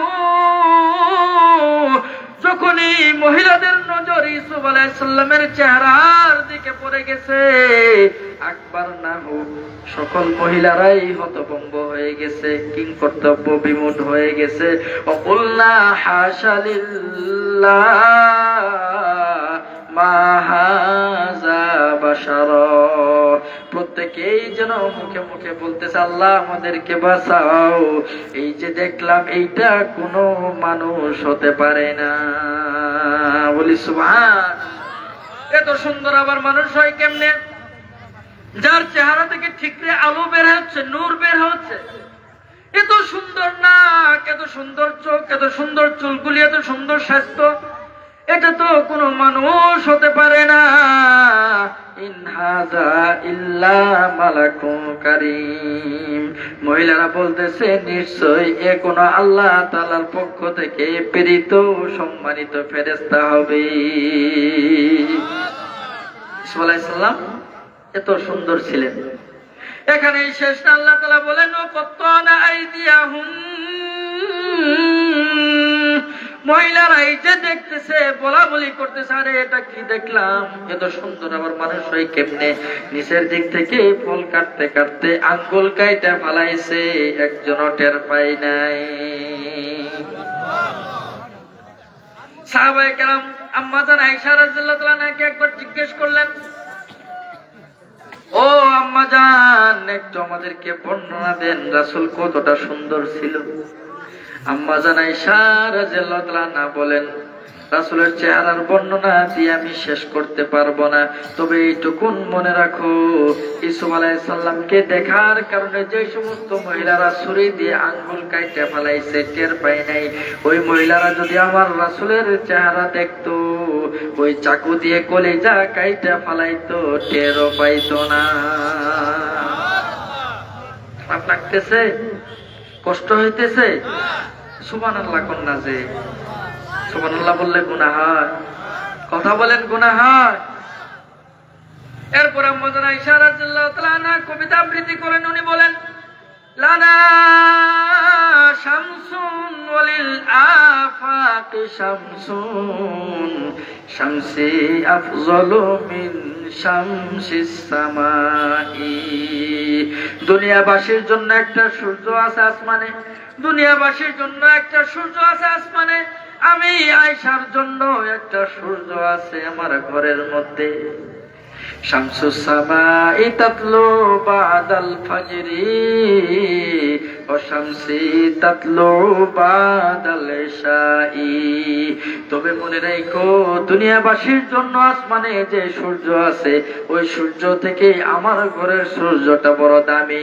কারণ হলো দুনিয়াবাসীর যে সূর্য সেটা উদয় হয় সকালবেলা আসমানে, আর আমার ঘরের মধ্যে যে সূর্য সেটা উদয় হয় এশার নামাজের পরে আমার কামরায়। সুবহানাল্লাহ। শেষ করে দেব, মনে কষ্ট নিয়ে অল্প সময় শেষ করে দেব ইনশাআল্লাহ। অনেকে হয়তো বিরক্ত হইতেছেন। হ্যাঁ, তো যখন মহিলারা এইভাবে হাত কেটে ফেললো, মুখে মুখে বলা বলি করতেছে, আরে এটা আমরা কি দেখলাম, এইটা কোনো মানুষের চেহারা হতে পারে না। জুলাইখা বলতেছে এটাই তো আমার মুখ্যম সুযোগ, এই সুযোগের অপেক্ষায় তো আমি ছিলাম। জুলাইখা এবার পেরিয়ে আসছে মহিলাদের সামনে, আয়েশা বলতেছে ক্বালাত ফাযালিকুন্নাল্লাযী লুমতুন্নানি ফি। মহিলারা রে, এই মহিলারা তোমরা যে আমার নামে বদনাম ছড়াইছো, আমি নাকি পাগল হয়ে গেছি, আমি নাকি গোলামের প্রেমে পড়ে গেছি।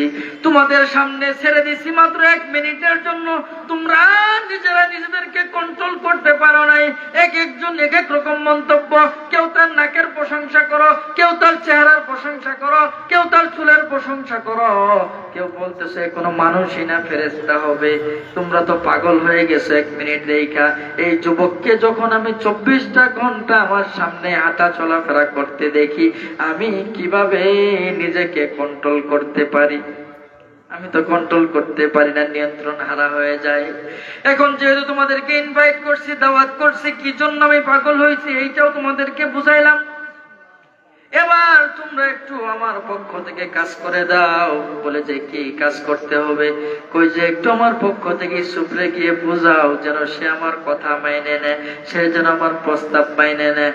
এবার মহিলারা চলে গেছে ইউসুফের কাছে, গিয়ে ফুসলা, ইউসুফরে তোমার মালিক কিন্তু তোমাকে কত আদর করে, কত যত্ন করে, তোমার কত খেয়াল রাখে, কত ভালো ভালো খাবারের আয়োজন করে, কত সুন্দর বাসস্থানের ব্যবস্থা করে, সে কি জানি বলে তুমি কেন মানো না? তার প্রস্তাব তুমি মাইনে নিলেই পারো।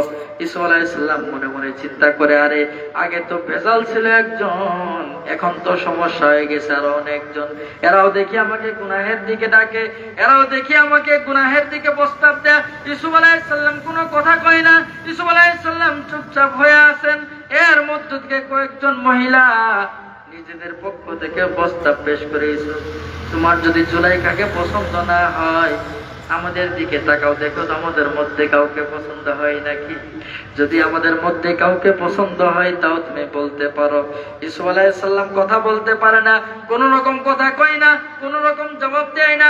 এবার মহিলারা ব্যর্থ হয়ে ফিরে আসছে, জুলাইখার কাছে এসে ডাক দিয়ে বলে, বোন আমরা তো চেষ্টা করলাম কিন্তু ইউসুফকে গলাইতে পারি নাই, হয়তোবা সে তোমার প্রস্তাবে রাজি হবে না। জুলাইখা দেখলে এবার তো মান ইজ্জতের ঘাটতি, মান ইজ্জত তো আর থাকলো না। হ্যাঁ, নিজের গোলামকে প্রস্তাব দিতেছি, সে মানতেছে না। এতগুলি মহিলাদের বলাইলাম, কাজ হলো না। জুলাইখা এবার হুঙ্কার দিল। জুলাইখা বলে উঠলো, লা ইল্লাম ইয়াফআল মা আমরুহু লা ইউসজানান ওয়া লা ইয়াকুনা মিনাস সাগিরিন। মহিলারা তোমরা শুনে রাখো, তোমাদেরকে সাক্ষী রেখে আমি বলি, ইউসুফ যদি আমার প্রস্তাবে রাজি না হয় অবশ্যই অবশ্যই তাকে আমি জেলের ভাত খাওয়ায় ছাড়বো, অবশ্যই অবশ্যই তাকে আমি লাঞ্ছিত করব। বলি নাউজুবিল্লাহ। খারাপ প্রস্তাব দিতেছে জুলাইখা। ইউসুফ আলাইহিস সালাম তো ইমানদার, সে কি খারাপ প্রস্তাব মানবে?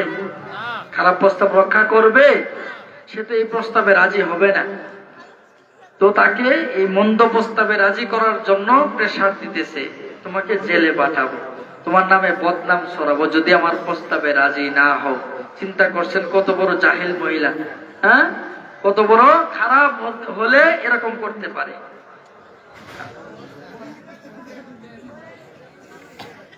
তো ইউসুফ আলাইহিস সালাম দেখলেন, আগে তো একজন ছিল আমার পাগল, এখন তো অনেকগুলি পাগল জুটে গেছে। আবার জুলাইখা আমাকে জেলখানায় যাওয়ার হুমকিও দিতেছে। এই অবস্থায় আমার করণীয় কি? ইউসুফ আলাইহিস সালাম আবারও আল্লাহ তাআলাকে ডাক দিলেন। ইউসুফ আলাইহিস সালাম বলেন, ক্বালা রাব্বিস সিজনু আহাব্বু ইলাইয়া মিম্মা ইয়াদউনানি ইলাইহি। ইউসুফ আলাইহিস সালাম আল্লাহ তাআলাকে ডাক দিয়ে বলেন, মাবুদ, এরা আমাকে যে মন্দ কাজের দিকে ডাকে, এরা আমাকে যে খারাপ কাজের দিকে আহ্বান করে, এই খারাপ কাজ করার থেকে, তোমার হুকুম লঙ্ঘন করার থেকে জেলখানায় যাওয়া আমার জন্য ভালো। বলি সুবহানাল্লাহ। অনেকেই আলেম উলামাদেরকে হুমকি দেয়, মসজিদের ইমাম তুমি সুদের বিরুদ্ধে বলবা না, মসজিদের ইমাম তুমি ঘুষের বিরুদ্ধে বলবা না, মসজিদের ইমাম তুমি পর্দার বিরুদ্ধে বলবা না, যদি বলো তোমার ইমামতি চলে যাবে। আছে কি নাই? কথা কয় না, আছে কি নাই? ইমামতি চলেও যায়, এরপরও হক্কানি উলামা একরাম হক কথা বলা ছেড়ে দেয়, কথা বলে না ছেড়ে দেয়। তারা মনে মনে চিন্তা করে এই হক কথা বন্ধ করার থেকে আমার ইমামতি যাওয়াই ভালো, কারণ আজকে হয়তো ইমামতি চলে যাবে দুনিয়াতে, কিন্তু যদি আমি হক কথা বলা ছেড়ে দেই, কাল কিয়ামতের ময়দানে আমার রব যখন জিজ্ঞেস করবে, বান্দা তোর মধ্যে তো ইলম ছিল, কুরআন ছিল, তুই হক কথা কেন বলছ নাই? কি জবাব দেব? জবাব আছে? কথা বলে না, জবাব আছে। এই জন্য উলামায়ে কেরাম হক কথা বলবেই। কারো খারাপ লাগবে, কারো মন্দ লাগবে, কেউ হয়তো বা জেলে ঢুকানোর চিন্তা করবে, হ্যাঁ, কেউ হয়তো বা বদনাম করার চিন্তা করবে, এটা হইতে পারে, কিন্তু উলামায়ে কেরাম কখনো অন্যায়ের সাথে আপোষ করবে, উলামায়ে কেরাম কখনো বাতিলের সাথে আপোষ করবে। তো ইউসুফ আলাইহিস সালাম যখন আল্লাহ তাআলার কাছে প্রার্থনা করলেন, মাবুদ, এই অপকর্ম করার থেকে ভালো হয় যদি আমাকে তুমি জেলখানাতে দিয়ে দাও, এটাই আমার জন্য ভালো। আল্লাহ তাআলা বলেন, ওয়াইল্লা তাসরিফ আন্নী কাইদাহুন্না আসবু ইলাইহিন্না। ইউসুফ আমার কাছে দোয়া করলো।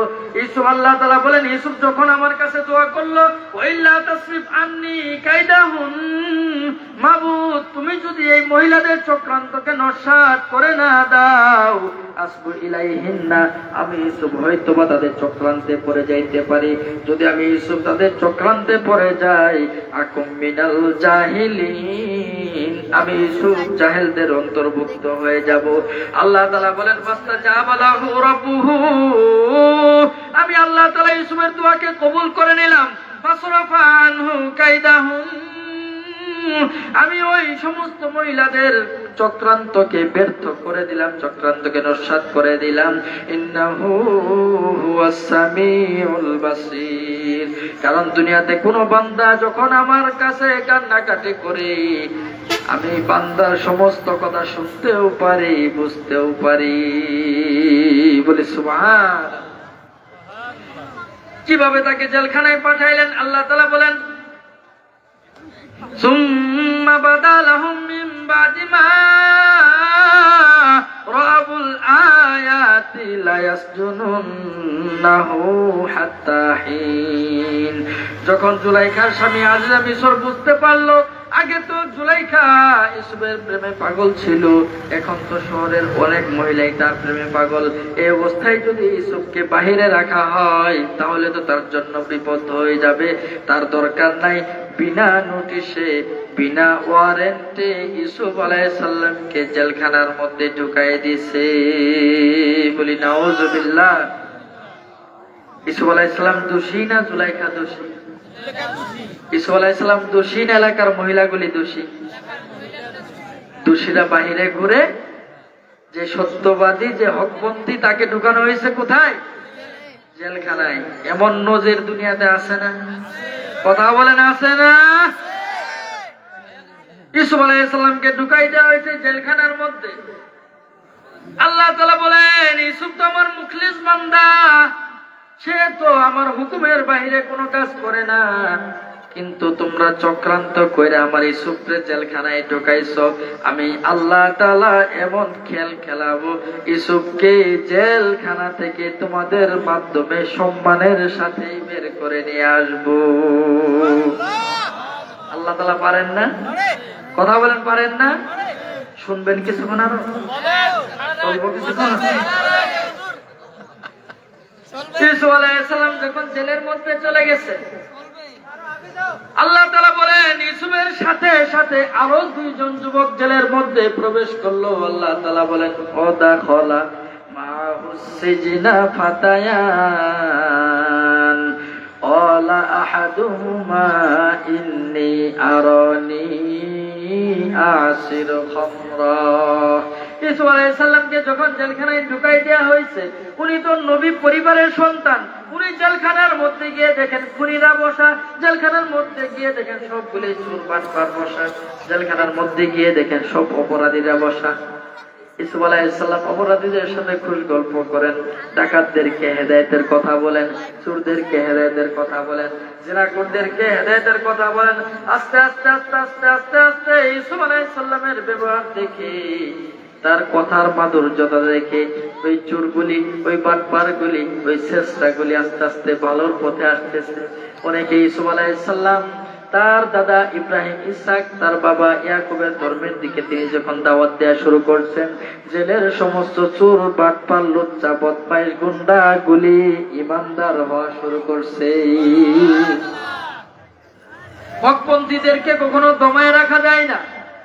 এদেরকে তুমি যেখানে দিয়ে আসো না কেন, আল্লাহ তাআলার ধর্মের প্রচার সেখানেও তারা শুরু করবে, ঠিক কিনা? ইউসুফ আলাইহিস সালামের দাওয়াত পেয়ে পেয়ে জেলখানার সমস্ত গুন্ডা বদমাইশরা ভালোর পথে আসতেছে। এর মধ্যে প্রবেশ করছিল দুইজন যুবক যারা বাদশার খাস লোক ছিল। একজন ছিল বাদশার বাবুর্চি, আর একজন ছিল বাদশার মেহমানদারি করে, যে বাদশাকে মদ পান করায়, যে বাদশাকে খাবার পরিবেশন করে, যে এমন লোক। একজন বাবুর্চি, সে বাদশার খানা পাক করতো, আরেকজন এই খাবারগুলি নিয়ে বাদশাকে খাওয়াইতো। এই দুইজন যুবকই জেলখানার মধ্যে ঢুকছে কেন? বাদশার খাবারের মধ্যে বিষ মাখাইছে এই অপরাধে। মামলা তদন্ত চলতেছে। এখন দুইজনের মধ্যে কে আসলে অপরাধী এটা এখনো নির্ণয় হয় নাই, যার কারণে উভয়কে জেলখানায় রাখছে। যে যখন এই মামলা নির্ণয় হবে যে কে আসলে দোষী, তাকে শুলিতে চড়ায় আরেকজনকে মুক্তি দিয়ে দিবে এই জন্য। তো এরা দুইজনও বাদশার খাস লোক। ইউসুফ আলাইহিস সালামের কথা শুনে মুগ্ধ হয়ে গেছে। ইউসুফ আলাইহিস সালামকে সচ্চরিত্রবান বলে জানে। একদিন ইউসুফ আলাইহিস সালামের কাছে চলে গেছে দুইজনে, গিয়ে ডাক দিয়ে বলে, ও ইউসুফ, আমরা তো ভয়ঙ্কর স্বপ্ন দেখছি একটা। কি স্বপ্ন দেখছো? তারা বলতেছে, একজন বলতেছে ইন্নী আরানী আসিরু খামরা, আমি স্বপ্নে দেখলাম আঙ্গুরের রস নিগড়ায় নিগড়ায় আমি মদ বানাইতেছি। وقال الآخر إني أراني أحمل فوق رأسي خبزا تأكل الطير منه। আরেকজন বলল যে ও ইউসুফ, আমি তো স্বপ্নে দেখলাম বড় একটা পাত্রে করে অনেকগুলা রুটি আমি মাথায় বহন করে করে নিয়ে যাচ্ছি, পথের মধ্যে অনেকগুলি পাখি এই পাত্রের উপর বসে বসে ঠুকুর দিয়ে দিয়ে রুটিগুলিকে খাচ্ছে। নাবিনা বিতাবিলি, ও ইউসুফ, আমাদেরকে এই স্বপ্নের ব্যাখ্যাটা জানাই দাও। ইন্না নারাকা মিনাল মুহসিনিন, জেলখানার মধ্যে আরো তো অনেক লোকে আছে, তাদের কাছে আমরা স্বপ্নের ব্যাখ্যা জানতে চাই নাই, তোমার কাছে স্বপ্নের ব্যাখ্যা জানতে চাইছি, কারণ তোমার থেকে মুহসিন, তোমার থেকে ভালো মানুষ জেলখানায় আর দ্বিতীয়টা নাই। সুবহানাল্লাহ বলতে কষ্ট হইতেছে না? তো ইউসুফ আলাইহিস সালাম দেখলেন যে জেলখানার সবাই মুসলমান হয়ে গেছে, এই দুইজন এখনো মুসলমান হয় নাই। যেহেতু তারা একটা বিপদে পড়ে আমার কাছে আসছে, স্বপ্নের ব্যাখ্যা নেবে, এই সুযোগে তাদেরকে একটু দাওয়াত দিয়ে দেখি কি হয়। ইউসুফ আলাইহিস সালাম তাদের কাছে বললেন, ক্বালা লা ইয়াতিকুমা তাআমুন তুরযাকানিহি ইল্লা নাব্বাতুকুমা বিতাওবিলিহি ক্বাবলা আইয়াতিকুমা। ও আমার জেলখানার সাথীরা, তোমরা অধৈর্য হয় না, তোমাদের কাছে পরবর্তী বেলার যে খাবার আসবে, এই খাবার আসার আগেই তোমাদের স্বপ্নের ব্যাখ্যা বলে দিব, কিন্তু তার আগে আমার থেকে একটু নসিহত শুনে যাও। বলে কি, তোমরা যে আমার কাছে স্বপ্নের ব্যাখ্যা জানার জন্য আসছো, আমি তোমাদেরকে ব্যাখ্যা দিব ঠিকই, কিন্তু এইটা আমার নিজের কোনো ব্যাখ্যা না। যালিকুমা মিম্মা আল্লামানি রব্বি, আমার নিজের কোনো কৃতিত্ব নাই, আমার রব আমাকে এটা শিখাইছে। বলি সুবহান। মানুষের কোনো কৃতিত্ব নাই, আল্লাহ তাআলা না দিলে মানুষ কোনো যোগ্যতায় অর্জন করতে পারতো না, ঠিক কিনা? আজকে আমি আলেম হয়েছি, কোরআনের হাফেজ, মাওলানা হয়ে গেছি, আমার মতো অনেক মানুষই তো ব্রেন সমস্যায় আছে, পাগল আছে, রাস্তার পরে পরে ঘুরতেছে। আল্লাহ যদি আমাকে ব্রেনটা সুস্থ না দিত আমি তো হতে পারতাম না। সুতরাং এই হাফেজ নিয়ে, মাওলানা নিয়ে, মুফতি নিয়ে গর্ব করার মতো কিছু নাই, ঠিক কিনা? আজকে আমার হাতে ক্ষমতা আছে, আমি গর্ব করি। আজকে আমার কাছে অর্থ আছে, আমি গর্ব করি। আল্লাহ তাআলা তো আমার মতো অনেক মানুষকে গরিব রাখছে, আমার মতো অনেক মানুষকে উপদস্থ করছে, আমাকেও পারতো। তা না কইরা আল্লাহ তাআলা যে আমাকে ক্ষমতা দিছে, অর্থ দিছে, এখানে আমার কোনো কৃতিত্ব নাই, সমস্ত কৃতিত্ব একজনের, তিনি কে? ঠিক আছে তো? ইউসুফ আলাইহিস সালাম তাদেরকে আস্তে আস্তে দাওয়াতের পরিবেশে নিয়ে আসতেছে। ইউসুফ আলাইহিস সালাম বলা শুরু করলেন, ইন্নী তারাকতু মিল্লাতা কওমিন লা ইউমিনুনা বিল্লাহ ওয়া বিল আখিরাতি হুম ইউকিনুন। ও আমার ভাইরা, শুনে রাখো, আমি তো ওই কওমের সাথে বেশি কথা বলি না, ওই কওমের লোকদের সাথে বেশি না, যারা আল্লাহ তাআলাকে বাদ দিয়ে অন্য কিছুর পূজা করে, অন্য কিছুর অর্চনা করে, এবং যারা আখিরাতে বিশ্বাস করে না। ঈসা আলাইহিস সালাম এটা বলে বুঝাইতেছেন, যুবকেরা, তোমরা যদি আল্লাহর উপর ঈমান না আনো, তোমরা যদি আখিরাতের উপর বিশ্বাস স্থাপন না করো, একদিন এমন আসবে তোমাদের সাথেও আমি কথা বলতে চাইবো না। এরপর উনি দাওয়াত দিতেছেন, ওয়াত্তাবাতু মিল্লাতা আবাই ইব্রাহিম ওয়া ইসহাক ওয়া ইয়াকুব। আমি ইউসুফ তো অনুসরণ করি ইব্রাহিম, ইসহাক এবং ইয়াকুবের ধর্ম। মা কানা লানা আন নুশরিকা বিল্লাহি মিন শাই, যে ধর্ম আমাদেরকে শিখায় আল্লাহ তাআলার সাথে আর কাউকে শরীক করা যাবে না। যালিকা মিন ফাদলিল্লাহি আলাইনা ওয়া আলান নাস। আল্লাহ তাআলা যে আমাদেরকে হেদায়েতের পথ দেখাইতেছেন, এটা আমাদের গর্বের কোনো বিষয় না, এটা আল্লাহ তাআলার পক্ষ থেকে দয়া ও করম। বলি সুবহানাল্লাহ। এইভাবে উনি আস্তে আস্তে দুইজনকে দাওয়াত দিলেন। আরো অনেকগুলো কথা আছে, সময় কম, না বলি। উনি দুইজনকে দাওয়াত দিলেন। আস্তে আস্তে আস্তে আস্তে দাওয়াত দিতে দিতে শেষ মুহূর্তে এসে বলতেছেন, মা তা'বুদুনা মিন দুনিহি ইল্লা আসমাআন সাম্মাইতুমুহা আনতুম ওয়া আবাউকুম। ও আমার ভাইরা, বলো দেখি, তোমরা যে সমস্ত মূর্তির পূজা করো, এগুলো তো নাম মাত্র একটা জিনিস, যে নামগুলি তোমরাই দিছো অথবা তোমাদের বাপ দাদারা দিছে। মা আনজালাল্লাহু বিহা মিন সুলতান, যাদের ব্যাপারে আল্লাহ তাআলার পক্ষ থেকে অকাট্য কোনো দলিল আসে নাই। ইয়া সাহিবাই সিজনি আরবাবুম মুতাফাররিকুনা খায়রুন আমিল্লাহুল ওয়াহিদুল কাহার। সর্বশেষ তোমাদের কাছে আমার প্রশ্ন হলো, বলো দেখি, এক এক ক্ষমতার জন্য এক এক খোদা মানা ভালো, অনেকগুলি খোদা মানা কি ভালো, নাকি মহাপরাক্রমশালী এক আল্লাহ তাআলাকেই মানা ভালো? বলি সুবহানাল্লাহ। তোমরা তো এক মূর্তিকে শক্তিদাতা মানো, এক মূর্তিকে ইজ্জতদাতা মানো, এক মূর্তিকে রিজিকদাতা মানো, এক একটাকে এক এক ক্ষমতা দিয়ে তোমরা মানো। বলো দেখি, এতগুলি মূর্তির পূজা করা ভালো, নাকি মহাপরাক্রমশালী একজন আল্লাহর কথা মানাই ভালো? ওরা বলতেছে যে একজনকে মানাই তো ভালো, তাহলে কেন তোমরা সেই আল্লাহর ইবাদত করো না? ইনিল হুকমু ইল্লা লিল্লাহ। এই জমিনটা হলো আল্লাহর, এই জমিন আল্লাহ বানাইছেন, এই আসমান আল্লাহ বানাইছেন। এই জমিনের মধ্যে কেবল মাত্র শুধুমাত্র আল্লাহ তাআলার হুকুমই চলবে, ঠিক না? আল্লাহর জমিনে, আল্লাহর আসমানের নিচে হুকুম চলবে কার? কথা বলেন, হুকুম চলবে কার? আমরা ইতিহাসের মধ্যে পড়ছি, রোম পারস্য যারা ছিল মহাপরাক্রমশালী, আজকে তাদের নাম গন্ধ আছে? কিছুদিন আগেও রাশিয়া ছিল মহাপরাক্রমশালী, আজকে আছে?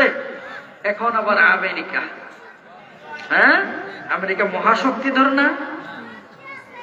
যারা ফিলিস্তিন ইস্যুতে সেই ইসরায়েলকে সমর্থন দিচ্ছে, বলেন নাউজুবিল্লাহ। ইসরায়েলের মতো দখলদার বাহিনী, ইসরায়েলের মতো জালেম বর্বরদেরকে যারা কি কয় সমর্থন দিতে পারে, এরা আবার আমাদের দেশে এসে মাতাব্বরি করতে চায়, ঠিক কিনা? কথা বলে না, ঠিক কিনা?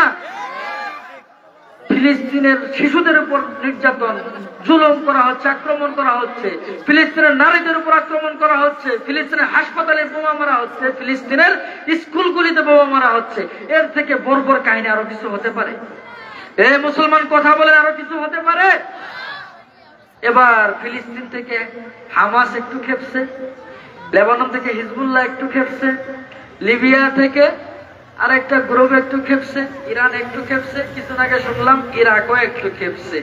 আস্তে আস্তে আস্তে আস্তে আমেরিকা লেজ গুটায় ভিতর দিকে চলতেছে, ঠিক কিনা? কথা কয় না, ঠিক কিনা? এইভাবে যদি সমস্ত মুসলিম রাষ্ট্রগুলি হাতে হাত রেখে, কাঁধে কাঁধ রেখে একে অপরের বিপদের দিনে এগিয়ে আসতে পারে, আমেরিকা নয়, আমেরিকার মতো শত শত নাস্তিক রাষ্ট্র, খ্রিস্টান রাষ্ট্র এই সমস্ত মুসলমানদের হুঙ্কারে ভেসে যাবে, ঠিক কিনা? আওয়াজ দেন, ঠিক কিনা? আমরা আছি কোথায়? আমরা আছি মোবাইল নিয়ে, আমরা আছি নারী নিয়ে, আমাদের মধ্যে তো এই চিন্তা নাই। এটা আমাদের ভারতের সীমান্তে কিছুদিন পরপরই শুনি যে গরু পাচার করতে গিয়ে বাঙালি নিহত হয়েছে। এরকম খবর আপনারা শুনেন নাই? আচ্ছা, গরু পাচার করতে গিয়ে বাঙালি নিহত হয়, এই বস্তায় বস্তায় যে হিরোইন গুলি আসে, কোনোদিন তো শুনলাম না কোনো হিরোইন নিহত হয়েছে। শুনছেন? কোন হিরোইন নিহত হয়েছে শুনছেন? ওরা কৌশলে হিরোইন ঢুকাই দিতেছে আমাদের যুব সমাজকে ধ্বংস করার জন্য। আবার আমাদের নিরীহ বাঙালিদের বুকের উপর গুলি করে তাজা রক্ত ঝরাইতেছে। কিছুদিন আগে একজন বিজেপির সদস্যকে তারা হত্যা করছে। আমরা দাবি করি ভারত আমাদের বন্ধু রাষ্ট্র। এই বন্ধু বন্ধুর বুকে গুলি মারতে পারে? বন্ধু বন্ধুর বুকে পিস্তল তাক করতে পারে?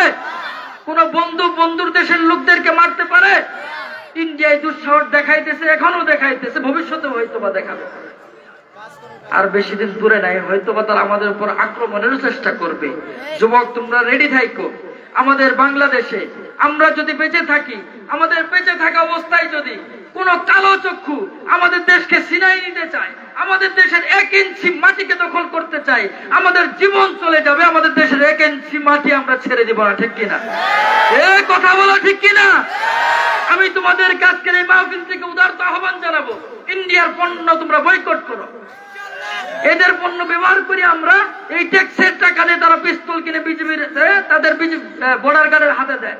আমাদের টাকার, ট্যাক্সের টাকার বর্ডার গার্ডের হাতে গুলি দিয়ে এই গুলি আবার আমাদের ভাইয়েরদের বুকের মধ্যে মারা হয়, ঠিক কিনা?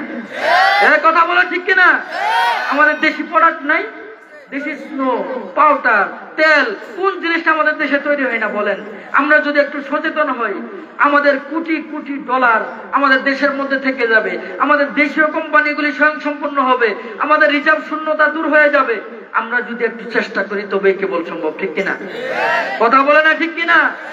আমাদের বাপদাদারা কারো আধিপত্য মেনে নেয় নাই, আমরা পাকিস্তানের গোলাম হিসেবে বাঁচি নাই, আমরা পাকিস্তানের সাথে যুদ্ধ করে এই দেশকে স্বাধীন করেছি। আমরা এখন ভারতের গোলামি করতে চাই না, ঠিক কিনা? কথা বলে না, ঠিক কিনা? আমাদের এই স্বাধীন রাষ্ট্র, আমাদের এই রাষ্ট্র আমরা স্বাধীন হিসেবে দেখতে দেখতে মরতে চাই, ঠিক না? কথা বলেন, ঠিক কিনা? আমাদের সোচ্চার হতে হবে। আমরা আস্তে আস্তে ইন্ডিয়ার পণ্য বয়কট করব। রাজি আছি তো ইনশাল্লাহ? রাজি আছি তো ইনশাল্লাহ? আল্লাহর জমিনে হুকুম চলবে কার? কথা বলেন, হুকুম চলবে কার? ইউসুফ আলাইহিস সালাম এই দাওয়াত দিতেছেন, ইনিল হুকমু ইল্লা লিল্লাহ। আল্লাহ তাআলার জমিনে আল্লাহ তাআলার হুকুম চলবে, আর কারো হুকুম চলতে পারে না।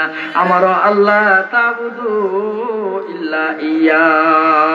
সুতরাং এই জমিনে থেকে আল্লাহ তাআলা আদেশ করছেন তার ইবাদত ছাড়া অন্য কারো ইবাদত করা যাবে না।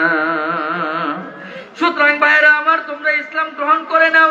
যালিকা দ্বীনুল কাইয়্যিম, এই ইসলামই হলো সঠিক ধর্ম, এই ইসলামই হলো সত্য ধর্ম।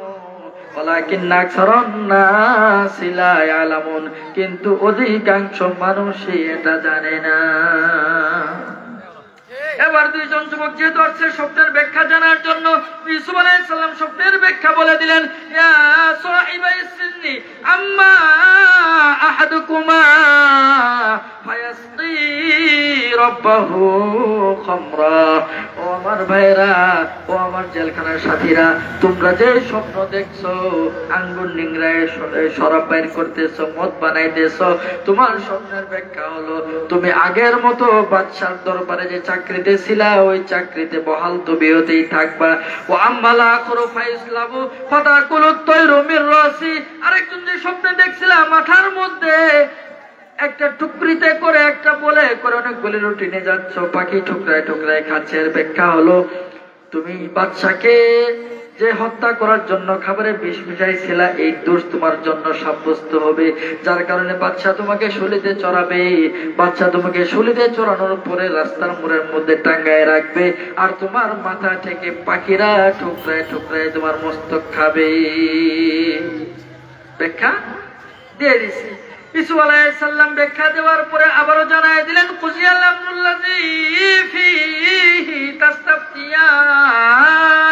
ও আমার ভাইরা, তোমরা আমার কাছে যে স্বপ্নের ব্যাখ্যা জানতে চাইছো, স্বপ্নের ব্যাখ্যা আমি দিয়ে দিয়েছি, আর এই সিদ্ধান্ত স্বয়ং আল্লাহ তাআলার দরবারে গৃহীত হয়ে গেছে। সুবহানাল্লাহ, স্বপ্নের ব্যাখ্যা দিয়ে দিয়েছি। এরপর ইউসুফ আলাইহিস সালাম একটু বুদ্ধি করলেন, ওয়াকালাল্লাযী যান্না আন্নাহু নাজিম মিনহুম আযকুরনি ইনদা রাব্বিক। ইউসুফ আলাইহিস সালাম যে যুবকের ব্যাপারে ধারণা করলেন সে মুক্তি পাবে, বাদশার দরবারে চাকরিতে বহাল হবে, তার কানে কানে বলে দিলেন, ভাই তুমি যখন বাদশার দরবারে চাকরি করতে যাবা একটু আমার কথা আলোচনা কইরো, একটু বইলো নিরপরাধ একজন মানুষ জেলখানার মধ্যে বন্দী আছে, আমার কথা আলোচনা কইরো, কিন্তু সময় এখনো আসে নাই। ফাসানিহু শাইতান, যুবকটা মুক্তি পেয়ে বের হয়ে গেল, তার সাথীর ফাঁসি হয়ে গেল, দোষ সাব্যস্ত হয়ে গেছে, কিন্তু শয়তানে ওই যুবকের মাথা থেকে ইউসুফের কথা ভুলাই দিয়েছে। ফাসানিহু শাইতান, শয়তান তার মাথা থেকে ইউসুফের কথা ভুলাই দিয়েছে, যার কারণে যিকরু রাব্বিহি, তার বাদশার সামনে, তার মনিবের সামনে ইউসুফের কথা আলোচনা করতে পারে নাই। আল্লাহ তাআলা বলেন, ফালা বিসাফিস সিজনি বিদাসিনিন, যার কারণে ইউসুফ আলাইহিস সালাম আরো কয়েকটা বছর ওই জেলখানার মধ্যে কষ্ট করতে লাগলো। বলি নাউযুবিল্লাহ। নিরপরাধ একজন মানুষ জেলখানায় থাকবে, আল্লাহ তাআলা এটা মেনে নেবে? কথা বলে আল্লাহ তাআলা মেনে নেবে? আল্লাহ তাআলা এবার সিদ্ধান্ত চূড়ান্ত করে ফেলাইছেন, আমার খাস বান্দাকে তোরা জেলখানায় বন্দী রাখবি, আমি আল্লাহ তাআলা মেনে নিতে পারি না। সিদ্ধান্ত এবার চূড়ান্ত। আল্লাহ তাআলা ওই দেশের যিনি বাদশা ছিলেন ওই বাদশাকে এবার স্বপ্নে দেখায় দিয়েছে। বাদশা স্বপ্নে দেখার পরে সকালবেলা দরবার বসাইছে, সেখানে মন্ত্রী বসা, এমপি বসা, দেশের সমস্ত বুদ্ধিজীবীরা বসা, বড় বড় বিজ্ঞানীরা বসা, এদেরকে ডাক দিয়ে বলতেছেন, নকালাল মালিকু, বাদশা তাদেরকে ডাক দিয়ে বললেন, ইন্নী আরা সাবা বাকারাতিন সিমান ইয়াকুলুহুন্না সাবউন ইজাব। ও আমার দরবারের লোকেরা, ও এমপি পরিষদের লোকেরা, ও মন্ত্রী পরিষদের লোকেরা, ও বুদ্ধিজীবীরা, আমি আজকে রাতে স্বপ্নে দেখতে পারলাম 7টা মোটা তাজা গাভী বিচরণ করতেছে মাঠের মধ্যে, চড়তেছে মাঠের মধ্যে, তার পিছন পিছন 7টা জীর্ণ শীর্ণ গাভী এসে এই 7টা মোটা তাজা গাভীগুলিকে খেয়ে ফেলেছে। এটা আমি স্বপ্নে দেখছি। এরপরে وسبع سنبلات خضر وسبع سنبلات خضر وأخرى يابسات। আরো আমি স্বপ্নে দেখলাম পুরা মাঠের মধ্যে মাত্র 7টা গমের শীষ, 7টা ধানের শীষ তরতাজা দেখা যায়, সবুজ দেখা যায়, বাকি সবগুলি শীষই মরা দেখা যায়। ইয়া আইয়ুহাল মালাউ আফতুনি, বাদশা এবার বর্ণনা করলেন, আমি যে স্বপ্নে দেখলাম জীর্ণ শীর্ণ গাভীগুলি মোটা গাভীগুলিকে খেয়ে ফেলতেছে, এটা তো বাস্তবতার নিরিখে খাটে না। কারণ মোটা তাজা গাভীগুলি যদি জীর্ণ শীর্ণ গুলিকে খাইতো তবুও মেনে নেওয়া যাইতো, কিন্তু জীর্ণ শীর্ণ গুলি মোটা গুলিকে খাইতেছে। আর পুরা মাঠের মধ্যে ফসল ফলতেছে, এর মধ্যে থেকে মাত্র 7টা শীষ দেখলাম সবুজ, বাকিগুলি মরা। এর ব্যাখ্যা কি? ইয়া ইহাল মালাউ, হে সভাসদগণ, ও বুদ্ধিজীবীগণ, আফতুনি, তোমরা আমাকে সমাধান দাও, তোমরা আমাকে ফতোয়া দাও। ফি রুইয়া ইন কুনতুম লিররুইয়া তাবুরুন, তোমাদেরকে যতদিন পর্যন্ত বেতন দিয়ে পালতেছি, বেতন দিয়ে রাখতেছি, গবেষণা করার জন্য দিছি, এতদিন তোমাদেরকে ডাকি নাই। আজকে যে আমি স্বপ্ন দেখছি, যদি পারো আমার স্বপ্নের ব্যাখ্যাটা তোমরা বলে যাও। বলি সুবহানাল্লাহ। এবার দরবারে যে জ্যোতিষী ছিল, একজন আরেকজনকে জিজ্ঞেস করে, ভাই তোর বইয়ের মধ্যে এরকম কোনো কথা আছে নাকি? বাচ্চাদের স্বপ্নের কথা বলছে, এরকম কোন কথা তোর বইতে লেখা আছে? পুরা বই পাতা উল্টা, পাই না। ওই যে ভাই আমার বইতে নাই। তোমার বইতে? বই তাও নাই। আর একজনের বইয়ের মধ্যে নাই। আল্লাহ তাআলা বলেন, আমি এমন স্বপ্নই দেখাই দিছি যে স্বপ্নের ব্যাখ্যা কোন জ্যোতিষীর বইয়ের মধ্যে খুঁজলে পাওয়া যাবে না। বলি সুবহানাল্লাহ। জ্যোতিষীরা স্বপ্নের ব্যাখ্যা করতে পারে না, এবার সাফাই তো দিতে হবে, ঠিক না? তারা বলতেছে, ক্বালু আদগাস আহলাম, ও বাদশা নামদার, আপনি যে স্বপ্নটা দেখছেন এটা নিছক একটা স্বপ্ন মাত্র, এটা একটা আপনার কল্পনা মাত্র, নিছক একটা ভুল ধারণা মাত্র, এটা কোনো স্বপ্ন হতে পারে না। এরপরেও যেহেতু আপনি দেখছেন, ওমা নাহনু বিতাউবিলিল আহলামি বিআলিমিন, আমরা জ্যোতিষী যারা আছে, বুদ্ধিজীবী যারা আছে, আমাদের কারোরই এমন স্বপ্নের ব্যাখ্যা জানা নাই। বলি সুবহানাল্লাহ। বাদশার মনটা খারাপ হয়ে গেলে, এত টাকা দিয়ে বুদ্ধিজীবী পারলাম, এরা তো বুদ্ধিজীবী নামের কলঙ্ক করে, এত টাকা দিয়ে জ্যোতিষী পালতেছি, এরা তো জ্যোতিষী নামের কলঙ্ক, এই স্বপ্নের ব্যাখ্যা বলতে পারতেছে না। বাদশার মনের মধ্যে টেনশন, মনের মধ্যে পেরেশানি। কারো মনের মধ্যে টেনশন থাকলে, পেরেশানি থাকলে মুখটা মলিন থাকে, ঠিক কিনা? কথা বলেন, ঠিক কিনা? বাদশারও মুখটা মলিন, কোনো হাসি নাই। খাবার খাইতে বসছে, মুখের মধ্যে হাসি নাই। এবার খাবার পরিবেশন করার জন্য ওই যে জেলখানা থেকে বের হয়ে আসছে যুবক, সে খাবার নিয়ে গেছে বাচ্চাকে খাওয়াবে। জিজ্ঞেস করে, বাচ্চা নামদার, আপনি মন খারাপ কেন, কোনো সমস্যা নাকি? বাচ্চা বলে, আমি তো স্বপ্ন দেখছি, এমন এমন স্বপ্ন, দরবারের সবাই রেজে গেলাম, কেউ ব্যাখ্যা বলতে পারতেছে না। আল্লাহ তাআলা বলেন, খেলাটা হলো আমার, শয়তানে ভুলাই দিছে ওই যুবককে আমার ইসুফের কথা। আমি আল্লাহ তাআলার দায়িত্ব হলো ওই যুবকের মনের মধ্যে আবার ইসুফের কথা জাগায় দিব। আল্লাহ তাআলা পারে না? বাচ্চা যখন স্বপ্নের কথা বলছে, স্বপ্নের ব্যাখ্যা কেউ বলতে পারতেছে না। এবার ওই যুবক অত্যাকার, তার মনে পড়ে গেছে ইসুফের কথা। আমারও তো স্বপ্নের ব্যাখ্যা ইসুফ বলে দিছিল, আমার কথা বলছিল চাকরি পাবো, আসলে তো চাকরি পাইছি। আর একজনের কথা বলছিল তাকে শুলিতে চড়ানো হবে, আসলে শুলিতে চড়ানো হয়েছে। স্বপ্ন তো বাস্তবে পরিণত হয়ে গেছে।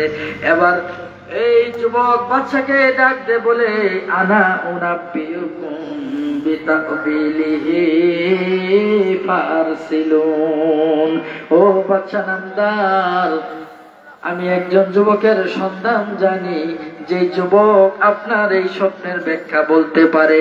যদি স্বপ্নের ব্যাখ্যা জানতে চান, আমাকে আবার জেলখানার মধ্যে পাঠান। বলি সুবহানাল্লাহ। যুবককে অনুমতি দিয়ে দেওয়া হলো, যুবক চলে গেছে জেলখানার মধ্যে। গিয়ে ইউসুফ আলাইহিস সালামকে সম্বোধন করতেছে, কিভাবে দেখেন, ডাক দিতেছে, ইউসুফ আইয়ুহাস সিদ্দিক, ও সত্যবাদীর প্রতীক ইউসুফ। ইউসুফ কিন্তু জেলখানার কয়েদি, কিন্তু তার নাম কত সম্মানের সাথে নিতেছে, ঠিক কিনা? কথা বলেন। একটা মানুষকে জেল দেওয়া সহজ, কিন্তু মানুষের মন থেকে ওই লোকের প্রতি ভক্তি শ্রদ্ধা দূর করা সহজ না, ঠিক কিনা? অনেক উলামায়ে কেরাম জেলখানায় আছে, এর মানে কি এই আমরা তাদেরকে শ্রদ্ধা করা বাদ দিছি এরকম না। যারা দোষী তারা তো সাজা পাবে, যারা নির্দোষ তাদের প্রতি ভালোবাসা শ্রদ্ধাবোধ আমাদের অন্তরে জাগিয়ে রাখবেন যিনি, তিনি কে? কথা বলে না, তিনি কে? শেষ করে দিব, শেষ করে দিই, কথা বলতেছেন না যে শেষ হয়ে আসছে, আমি শেষ করে দেবো ইনশাআল্লাহ। তো জেলখানার মধ্যে গিয়ে ডাক দিয়েছে, ইউসুফ ইয়া আইয়ুহাস সিদ্দিক, ও সত্যবাদিতার প্রতীক ইউসুফ, আপনি না আমাকে একটু সমাধান জানাই দেন, আমারে একটা স্বপ্নের ব্যাখ্যা বলে দেন। বলে যে কি স্বপ্ন? ফি সাবঈ বাকরাতিন সিমানি ইয়াকুলুহুন্না সাবউন ইজাব ওয়া সাবঈ সুম্বুলাতিন খুদরিন ওয়া উখরা ইয়াবিসাত। আমাদের বাচ্চা স্বপ্নে দেখছে, আমাদের বাচ্চা তো স্বপ্নে দেখছে। বলে যে কি স্বপ্নে দেখছে? ওই যে সে দেখে 7টা মোটা তাজা গাভী মাঠের মধ্যে বিচরণ করতেছে, 7টা জীর্ণ শীর্ণ গাভী আইছে 7টা মোটা তাজা গাভী রেখায় ফেলাইছে।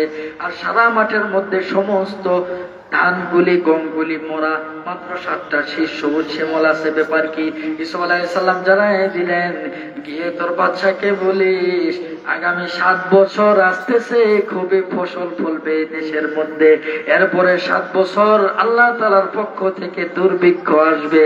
এই 7 বছর যখন তোদের অনেক ফসল ফলবে, এই সময়ের মধ্যে তোদের জন্য করণীয় হলো, ইউসুফ আলাইহিস সালাম স্বপ্নের ব্যাখ্যা দিয়ে দিলেন। আগে কি? আগামী উনি যে মোটা তাজা 7টা গাভী দেখছে, এর ব্যাখ্যা হলো আগামী 7টা বছর খুব ফসল ফলবে ক্ষেতের মধ্যে, জমিনের মধ্যে। এরপরে দেখছে জীর্ণ শীর্ণ 7টা গাভী আইছে, এগুলি রেখায় ফেলাইছে। এর ব্যাখ্যা হলো পরবর্তী 7 বছর আসবে দুর্ভিক্ষের। এই যে 7 বছরে ফসল ফলায় যা জমা করছিলা, ওই 7 বছর দুর্ভিক্ষের কারণে ফসল হবে না। বৈশা বৈশা খাইতে খাইতে স্টকে রাখা সবগুলি খাবার শেষ হয়ে যাবে। বলি সুবহানাল্লাহ। ব্যাখ্যা দিয়ে দিচ্ছেন। দেওয়ার পরে উনি আবার নিজের থেকে কিছু অ্যাড করতেছেন। উনি জানাই দিতেছেন এই অবস্থার মধ্যে তোমাদের করণীয় কি। ইউসুফ আলাইহিস সালাম বলেন, ক্বালা তাসরাউনা সাবা সিনিনা দাবা। গিয়ে বাচ্চাকে বলে দিবা আগামী 7 বছর দেশের মধ্যে কোনো জায়গা যাতে ফাঁকা না থাকে, প্রত্যেকটা জায়গার মধ্যে চাষাবাদ করতে হবে, প্রত্যেকটা জায়গার মধ্যে ফসল ফলাইতে হবে, প্রত্যেকটা জায়গার মধ্যে ফসল ফলাবে, এত বিপুল পরিমাণে ফসল ফলাবে যাতে করে 7 বছর স্টক করে করে পরবর্তী 7 বছর বৈশে বৈশে খাওয়া যায়। এরপরে 7 বছর চলে গেল, ফসল হওয়ার পরে 7 বছর চলে যাবে দুর্ভিক্ষের।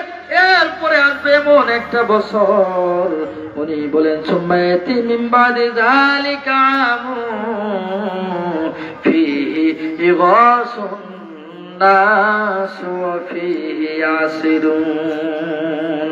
পরবর্তী 7 বছর আর 7 বছর 14 বছর চলে যাওয়ার পরে পরবর্তীতে যে বছরটা আসবে, এই বছরের মধ্যে আল্লাহ তাআলা এত পরিমাণে ফসল দান করবে, জমিগুলি আবার সবুজ শ্যামলে ভরে উঠবে। বলি সুবহানাল্লাহ। তো এবার বাচ্চার এই খাদেম স্বপ্নের ব্যাখ্যা শোনার পরে দৌড়ায় চলে গেছে, বাচ্চার কাছে ব্যাখ্যা পেয়ে গেছে। বাচ্চাকে গিয়ে বলছে স্বপ্নের তো ব্যাখ্যা হলো এই দুর্ভিক্ষ থেকে বাঁচার জন্য এই কায়দা আমাকে শিখাই দেওয়া হয়েছে। বাচ্চার কথাগুলি শুনে বড় পছন্দনীয় হয়ে গেছে। বাচ্চা ডাক দিয়ে বলে